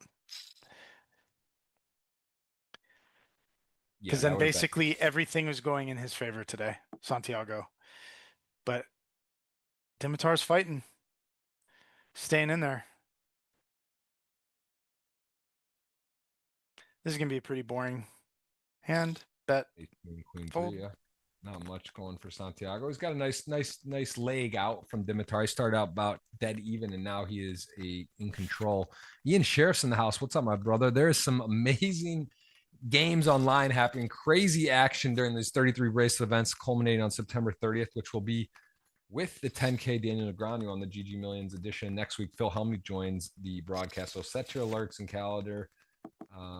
We are going to have ourselves a big couple weeks of action here. So excited. I am in. But do you get the itch to just like shoot out of the country and go play? Like, is it the brace? Do you get excited for that? Or you kind of study locked in, focus more on live? What's your, obviously you have your course, mid stakes mastery, you do coaching, you do a lot of stuff, but do you have a hard time balancing play and study, or do you really enjoy studying? I do it in spurts where I like study for a long time and then not study for a while. But I think the best approach is to just study an hour a day. Just never miss a day. Just study, even 30 minutes. The important thing is like activating that part of your brain and thinking about the hands a certain way. But yeah, I mean, I'm not focused on playing at the moment. I'm focused on getting my body healthy. The World Series was very long and hard for me. So I need to kind of recalibrate and get myself back in physical shape. And then I'll get back on the studying train and playing train. But yeah, like these big events, like the 25K, I want to play it. I want to just sell action and go play it. But not not reasonable for me right now. Not in the cards for me right now, as they say. But Well, yeah, I get I that. can tell you what, you should strongly consider playing that 25K 60 million. Put some action up on Stake Kings, other sites. There's poker, there's multiple staking platforms, poker stake, there's other places, plus sell action like that. Just when I feel like with enough planning and timing, obviously a player of your caliber, there's gonna be so many people in there too that are like giveaway Yeah. or stuff. Like you should really like, I'm sure B Paris or others, myself included, I'd be happy. You look around, sell some 10% blocks, 20% blocks. Like people are, that's one to take a shot. You know what I mean? That's like, if you're going to play that, like that 25K might be like a 5K or 10K, like a skill level, which is crazy to Yeah. say because it's that, but there's going to be the best in the world. There's going to be a lot of people just, YOLOing it, or they're in the area and they come in. So I think, I'm a big believer about the focus. Like looking back again, Twitch streaming, all this stuff, playing live, WSOP going on so many summers, and just every day I'd be like, oh, I'm in there. I'm playing 2 tournaments a day. If I bust, I'm going to another one. Like versus just selecting a few events and like planning, prepping, knowing the structure, taking your time, being rested, coming in like that. I think is a lot more powerful. And yeah, I think that's that's one to put on the radar out there. And same thing if you are out there and you're thinking about it, I'm not saying to just flick in a 25K, but yeah, sell some tickets, satellite, try to get in there on those type of life-changing opportunities. And they're a few months away. You never know. You never know. $50, $100, $500 satellite, and you get your way. And I know Fabian last year I met down in the Bahamas, and then I ended up buying a piece of him. And he wasn't going to play something else. And then he ended up playing, he won a package, and just take some shots, ask some people. You never know. People want to go and they can't go, and then they love to have action. It's not like, I Right. think a lot of times people think like it's a burden or that they don't, it's like to ask. Like in theory, so many people, there's times where actually people in events that I've played or sold, and the people like, oh, why didn't you ask me? Or I would have done that. Or, why, whatever, why I want to. So I think you'd be surprised. You know what I mean? I think you should look at that, try to get that one. It's always awkward like asking people. You're basically asking people for money. You know, Yeah, no, I mean, it's it never depends. it's never a good feeling. It depends. It depends. I agree. But for that's one thing to get alone. It's another to take a shot at 25K 60 Yeah. mil Yeah. with a bunch of, kind of amateurs or people that maybe wouldn't play that tournament regularly. What's the math on that? How many entries do you need? They need like what, 2000? Is it 400? Is that what that Yeah, there is? could be overlay, huh? 2,400 entries who are going to play at 25K. Nutty. It's nutty. I mean, I guess there'll be re-entries and whatnot. That is a crazy. I love seeing Negreanu's like post on, like, it's so easy for him to do that because like he's genuinely like, what the F, what's happening? What is GG doing? Because like, how are you gonna find 2,400 people for a 25K? It's pretty They're giving insane. away a lot of. They're going hard on the satellites. Yep. We'll see though. You know, Yeah, it'll be good. It'll be a good time. this is an interesting spot. Yeah, they both have enough showdown value. They just check. I was curious if Santiago might bet or if he might bet out of position on the river for Dimitar, but wow, these guys are just they're so happy just to be here. They're just like, nice hand, dude. Yeah, well done. Like a lot of mutual respect and just like happy to be here. That's how these guys feel. And that's how you and I feel. So all four of us feeling the same thing. Yep, that's absolutely right.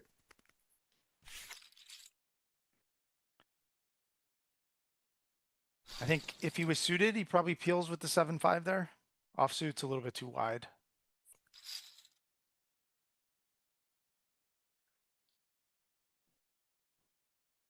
I think generally people are calling here. The Jack 8.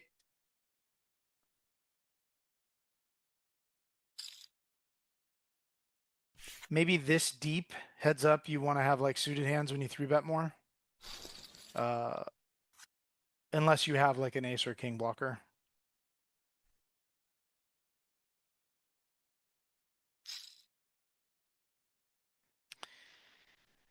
This could be a very long heads up match. I mean, he's choosing limp.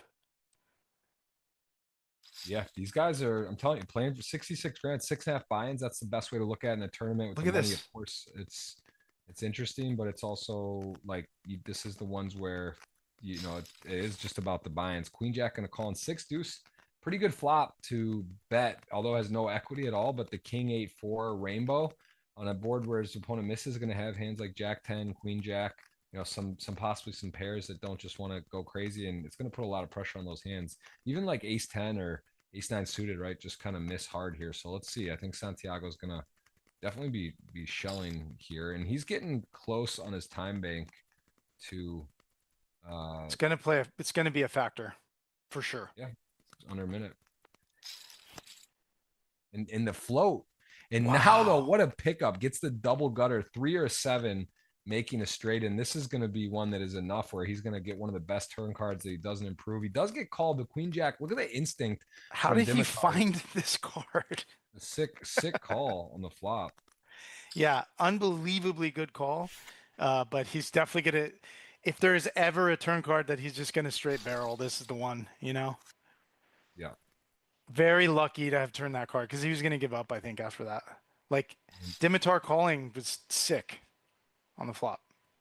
Yeah, and here ace 5 suited versus 6 is kind of a cooler. It's sick that like he has the pair and he just calls ace 5 suited and gonna maybe save this from being a huge pot as well. Again, these player style, we start out so fast. We got down to 5-handed quickly and then or 6-handed, I should say, and then all of a sudden it took a while and then now heads up, both players deep. So the hands do go fast. The blinds go up because of heads up. Obviously, in the upper left, 10 hands, and the chess clock is low. But at the moment, we are still rolling around 160 thumbs up. Need 200. I'm going to queue up that third giveaway. And I think I hit refresh. Let's see. Yeah. Okay. Let's do it. Giveaway 3 of 3. I forgot we didn't even start that. I saw they're so deep, so I figured it could go for a while. But keyword $50 GG ticket. Keyword. Who's going to win it? That's a good question. Very close, although it does seem like you've got your man Santiago in a good spot. Pretty hard to bet against him right now. Yeah, 33 bracelets to win. And we're getting close. September 30th when that ends. So there's still a few weeks left of that and the big stuff coming up. And there's the keyword. Once, okay, twice, fine. 3 times too much. Go ahead, put it in. Keyword. Giveaway 3 of 3, $50 ticket. I do want to remind you that Jeff Gross Poker is pinned. A lot of you have gotten on there. I'm going to get the link for that. I'll put that one last time as we see 30 something of you have retweeted. That's $50 cash. Pretty good EV to win that. And that's, again, can be any method. I'll send you. Got the banners up on X next week. Phil Hellmuth will be in there. And the third winner we will pick for you. I love giving away stuff, man. I've tried that. I've streamed on Twitch for so many years, like 7 years, 6 years, really a lot of streaming. I gave away a lot of stuff. I think giveaways are fun. You just would love to hear some of the $50 or $100, these different tickets that people end up spinning, parlaying, and some. We're going to do something special for this next week's stream here. Yeah, it's a big one. Hellmuth, come on.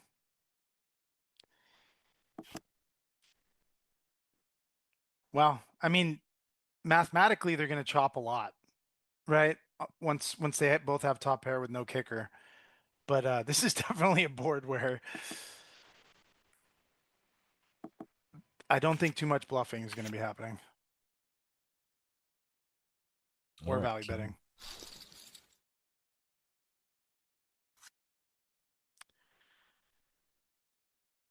So he's a little more than 30 bigs deep.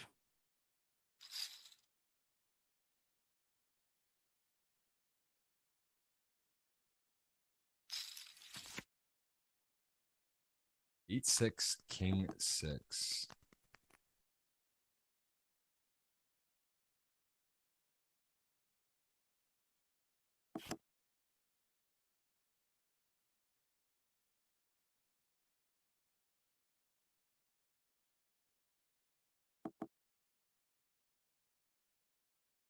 And the 8, that's nice. Nice to have trips heads up, especially when you're dominated and you're out of position. But king 6 suited, maybe content to check king high, although the river 3. So now actually this is a spot where Santiago could definitely just go polar, right? Just goes to get big, tries to get called by ace high, king high. He's got effectively the nuts and maybe just goes like 600 or 450 or something big.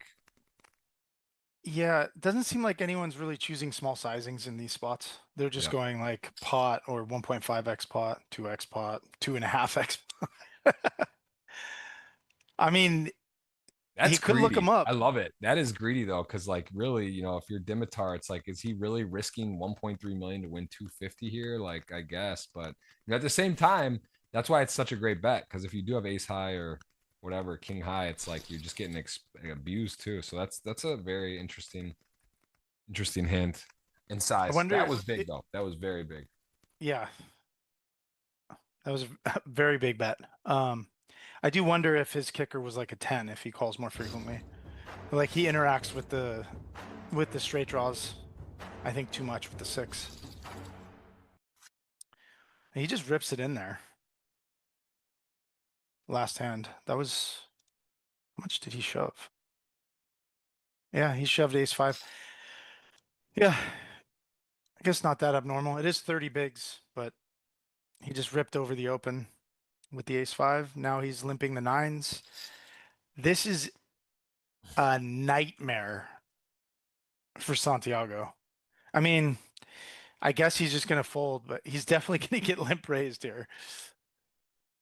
And given the fact that Dimitar was shoved the ace 5, he's just going to shove the 9s.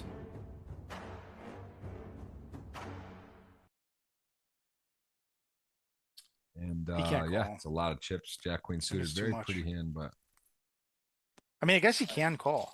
Yeah, he called. All right, Jack queen suited 9s for the title. 8 million chip pot. The clean board 9s to the river just looks too clean. It is going there. He needs to fade 6 outs on the river. Wow. And it's paint like a bandit. That would have been a nice time for the slow peel with a little bit of paint. He's like, just give me the pain.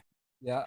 And it was paint too. So if he did it slow, it would have been like. That's what I'm saying. That would have been a really good steal. I don't know how they decide the slow peel or not. All right. I'm announcing the winner when we hit 200 thumbs up. I'm going to go ahead and rip it. You guys have been amazing today. 3s to 10-9. 3's not going anywhere. And we got a new ball game. Dinner on the line. It is on the line right now. Mike, you said you kind of bailed on your guy. Heads up. You said Dimitar, which I respect the honesty versus Santiago in this moment, but then he got ahead and now they're back to where they started. And here we go. What a moment. flipping for the title. I'm a little surprised that he called Queen Jack suited, but it's not crazy. It's not crazy. Also, respect to Dimitar, right? If you feel like your opponent's a good player, you take a shot to end it. You also, worst case, you're back to about even. So all good. 170 thumbs up. Legendary chat. Legendary show. Big moment. September streams. The GG Millions. What a time for poker. What a time to be alive. This is crazy. They said, have you heard about this 3-eye Atlas? They're saying the spaceship's coming in October, man. Who knows what's going on out there? The No, size of Manhattan. You haven't heard of that? No. Has anyone heard of 3AI Atlas in the chat? I don't want to be a conspiracy theory, but there's it's the size of Manhattan. It's coming in our solar system, and it has properties that are very bizarre. It's only 3 times ever something like this has come, and other times was like a asteroid. And it's not gonna hit. It's not like coming at us, but it's in our vicinity, and they're saying it's the size of Manhattan, and you should look it up. It's very interesting. This is like Harvard professor, NASA's commented on it. They say, of course, it's like probably 0.01%, but still, it's not. What'd nothing. you say it was 3AI? What? 3AI Atlas. Yeah. ATLAS. Yeah. Okay. I just typed it in our chat. Yeah, if you want to go down the rabbit look hole, it up. just take a peek. 3AI Atlas. That's it. Can he find the call here with bottom pair? Yeah, alien invasion. What? Can't wait. I will say the 8-5 gonna go ahead and bet the 8 deuce. Hard to make a paired board. Wow, I thought he might have looked that one up. Things missed, a lot missed. So that's interesting. Fold, interesting bet, nice hand. Yeah, you got to start thinking about, is it friendly? If it is something that does come in, would they be friendly? Like, we'd be friendly, right? If we get to a place and we go, we're not looking for trouble in another planet. But with that being said, if they come here from the future or somewhere else, and the Earth got a lot of resources and water and things, and who knows, man. Anyway, stay safe out there. Good luck. Got to gamble while we're young. We are in the poker streets. Ace-5 suited versus threes. The blinds are going up, but it is a lot of play today. That's the thing. We just were inevitable at some point. We were going to have things were going to slow down, and that is now heads up. Yeah, I'm going to see bet here. Likely going to be just a call. I suppose he could lead, but maybe heads up. We're c-betting more 8x than we would full ring. So maybe he's not leading as much on this type of board or on this type of turn card. Santiago basically is getting value from straight draws. He's block betting against 5x, 8x, king x. He's unlikely to be putting any more money in this pot, especially given this river completes a bunch of hands that he was trying to get value from. So yeah, he's just done with the hand.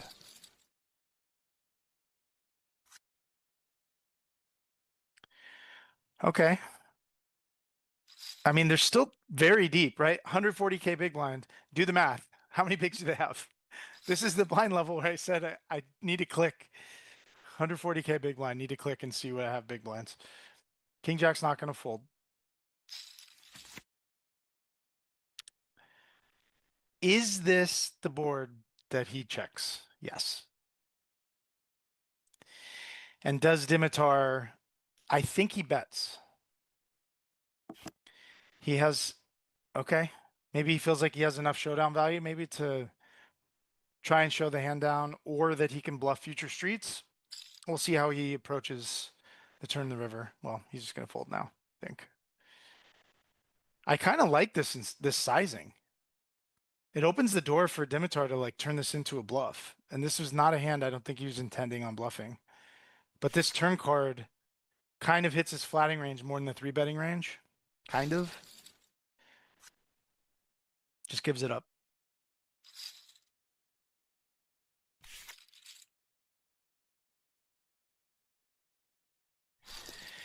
Santiago's down to 12 seconds. He's about to have no time bank.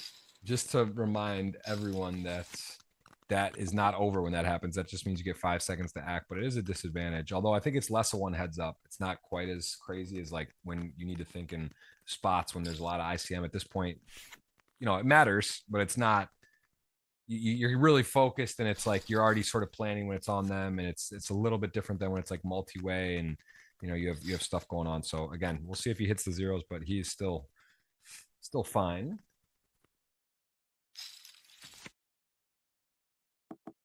Yeah, it is different, huh? Like if you started the FT with 5-minute time bank and then every blind level or every time someone busted or something, you got like another minute. That's totally different than you have 10 minutes and that's it. And when it gets to zero, you have zero. Two different kind of strategies that would be built around that. So it does create a very interesting dynamic.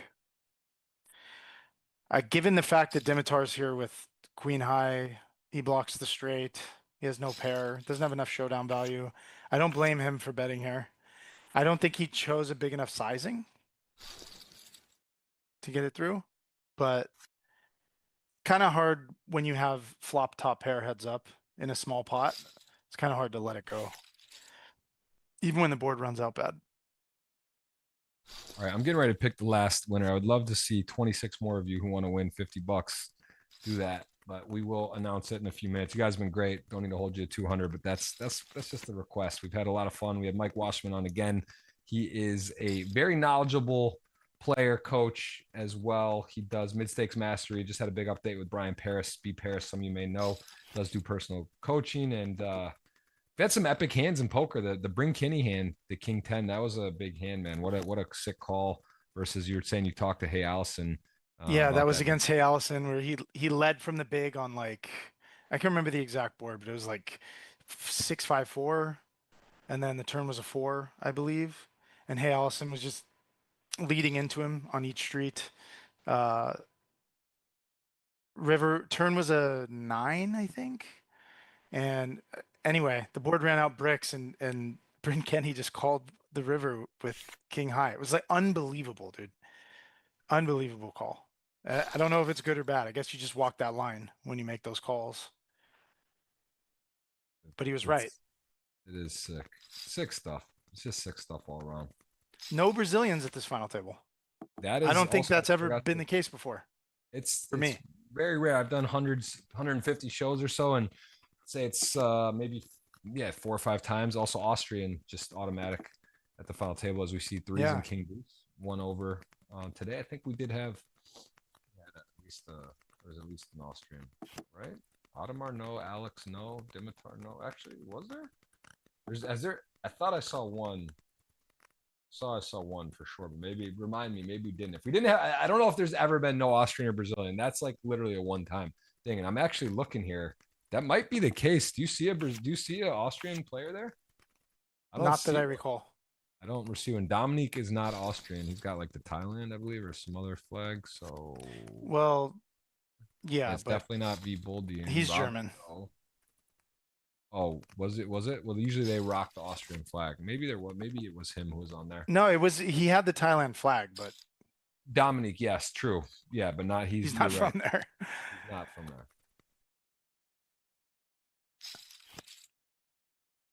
This is interesting. Like, do we not have the GTO wizard like solves for these They spots? haven't popped up for a while for I today, guess it's but hard. The action moves very fast, but like you're supposed to be peeling in these spots in a lot of like heads up pots when you have a pair. And it's interesting that he found the call with the deuces on the flop against the C bet. It's hard to navigate future streets, but because your just raw hand value is too high with a pair. You just like can't fold. I anyone think in the the money perfect goes in. nine? No.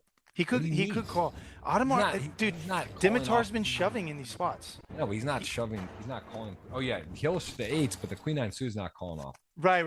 Yeah. That's what I Yes. was saying. I was Yeah. saying he's No. gonna four bet, just shove, get it over with here. Um. So I guess I was right a little bit in that you want to be suited in these spots, assuming these guys know what they're doing and have done the work. We see that he three bet the queen nine suited, but he is like calling with queen 10 suited. So kind of interesting to note that. I think this falls into a check raise. It's so nice when that works out. You have like the absolute worst hand you can have, but it actually has equity.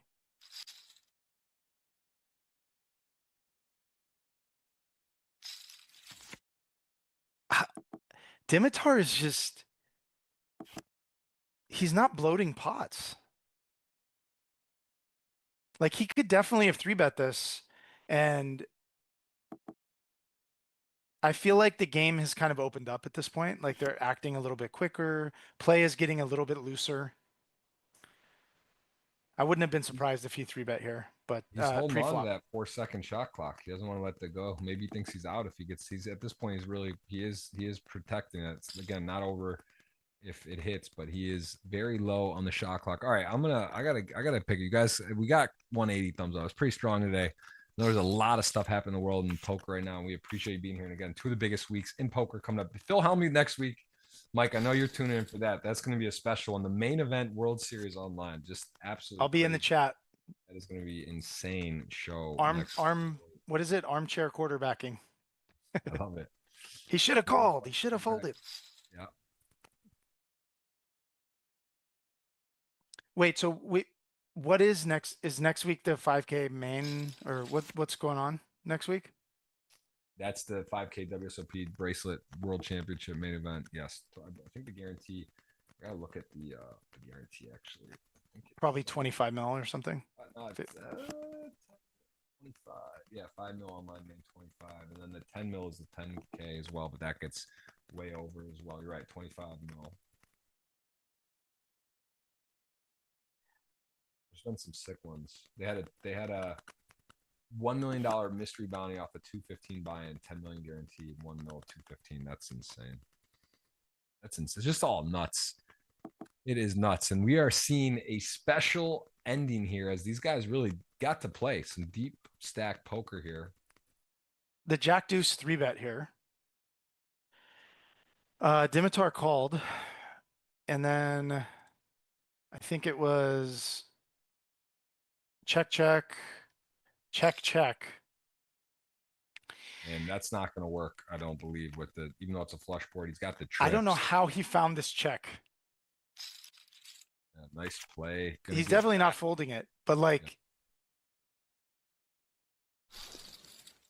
when he checks back the flop and the turn, he generally has showdown value, and he just happened to have a hand that had no showdown value and had to bet to win. Santiago's timing was unbelievable right there, because I think it goes check check on the river a lot.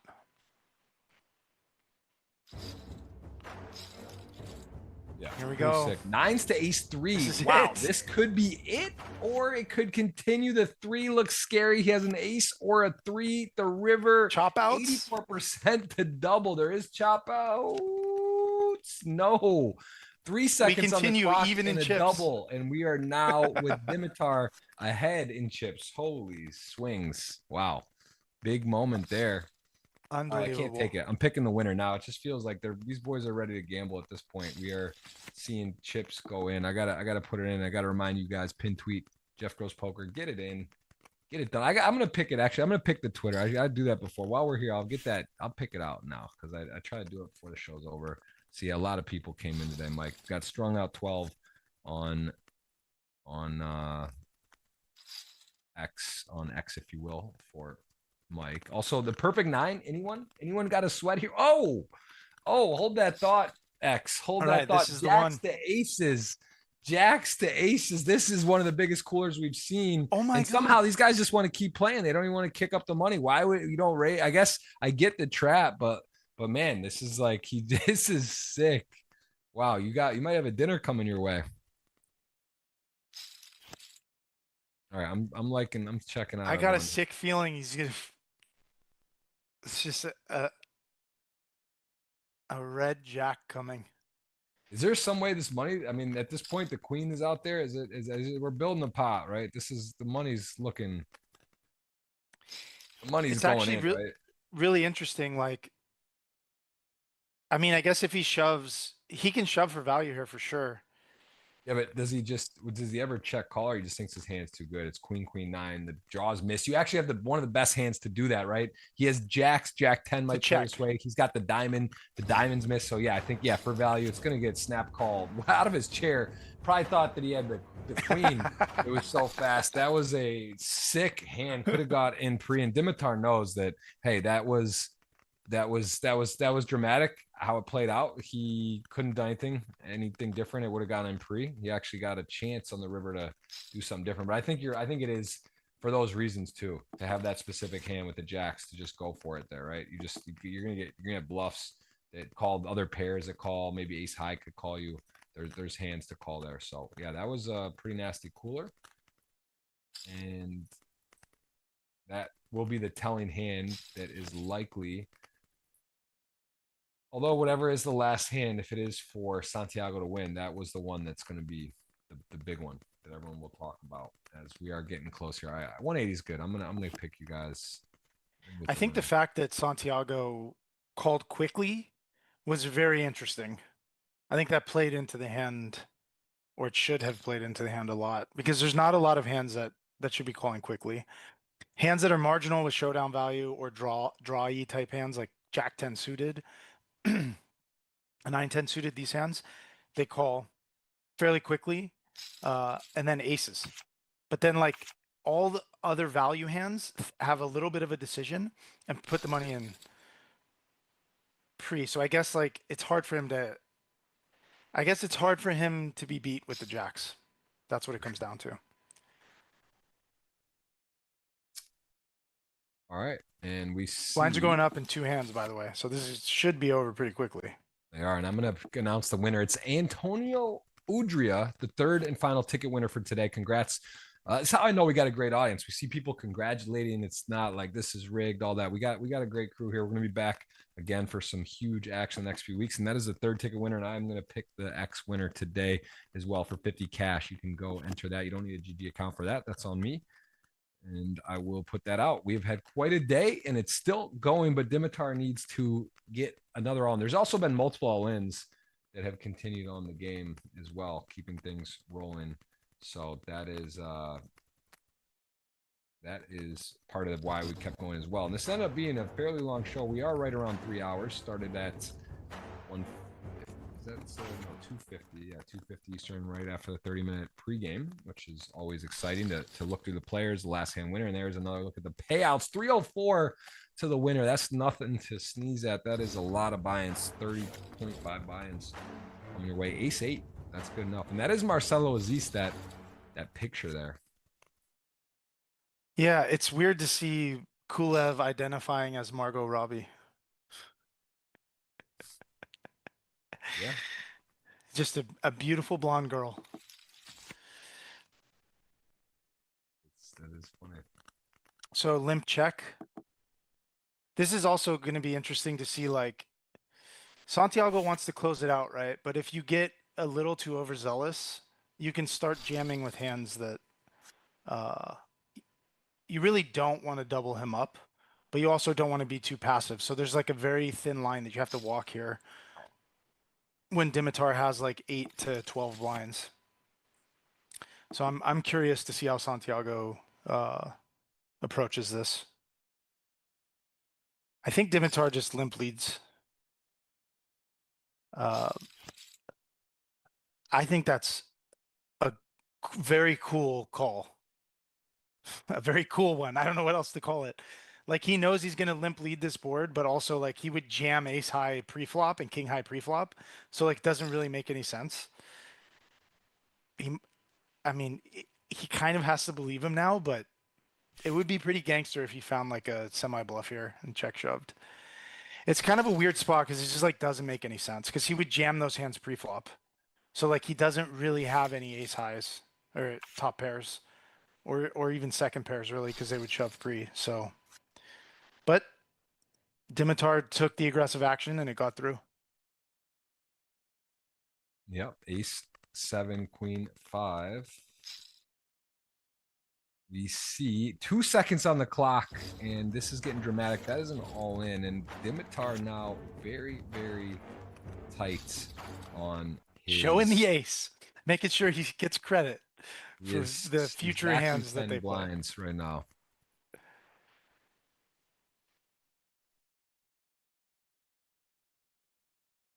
Yep, 310 and 5. These spots are tough. He 2.5x.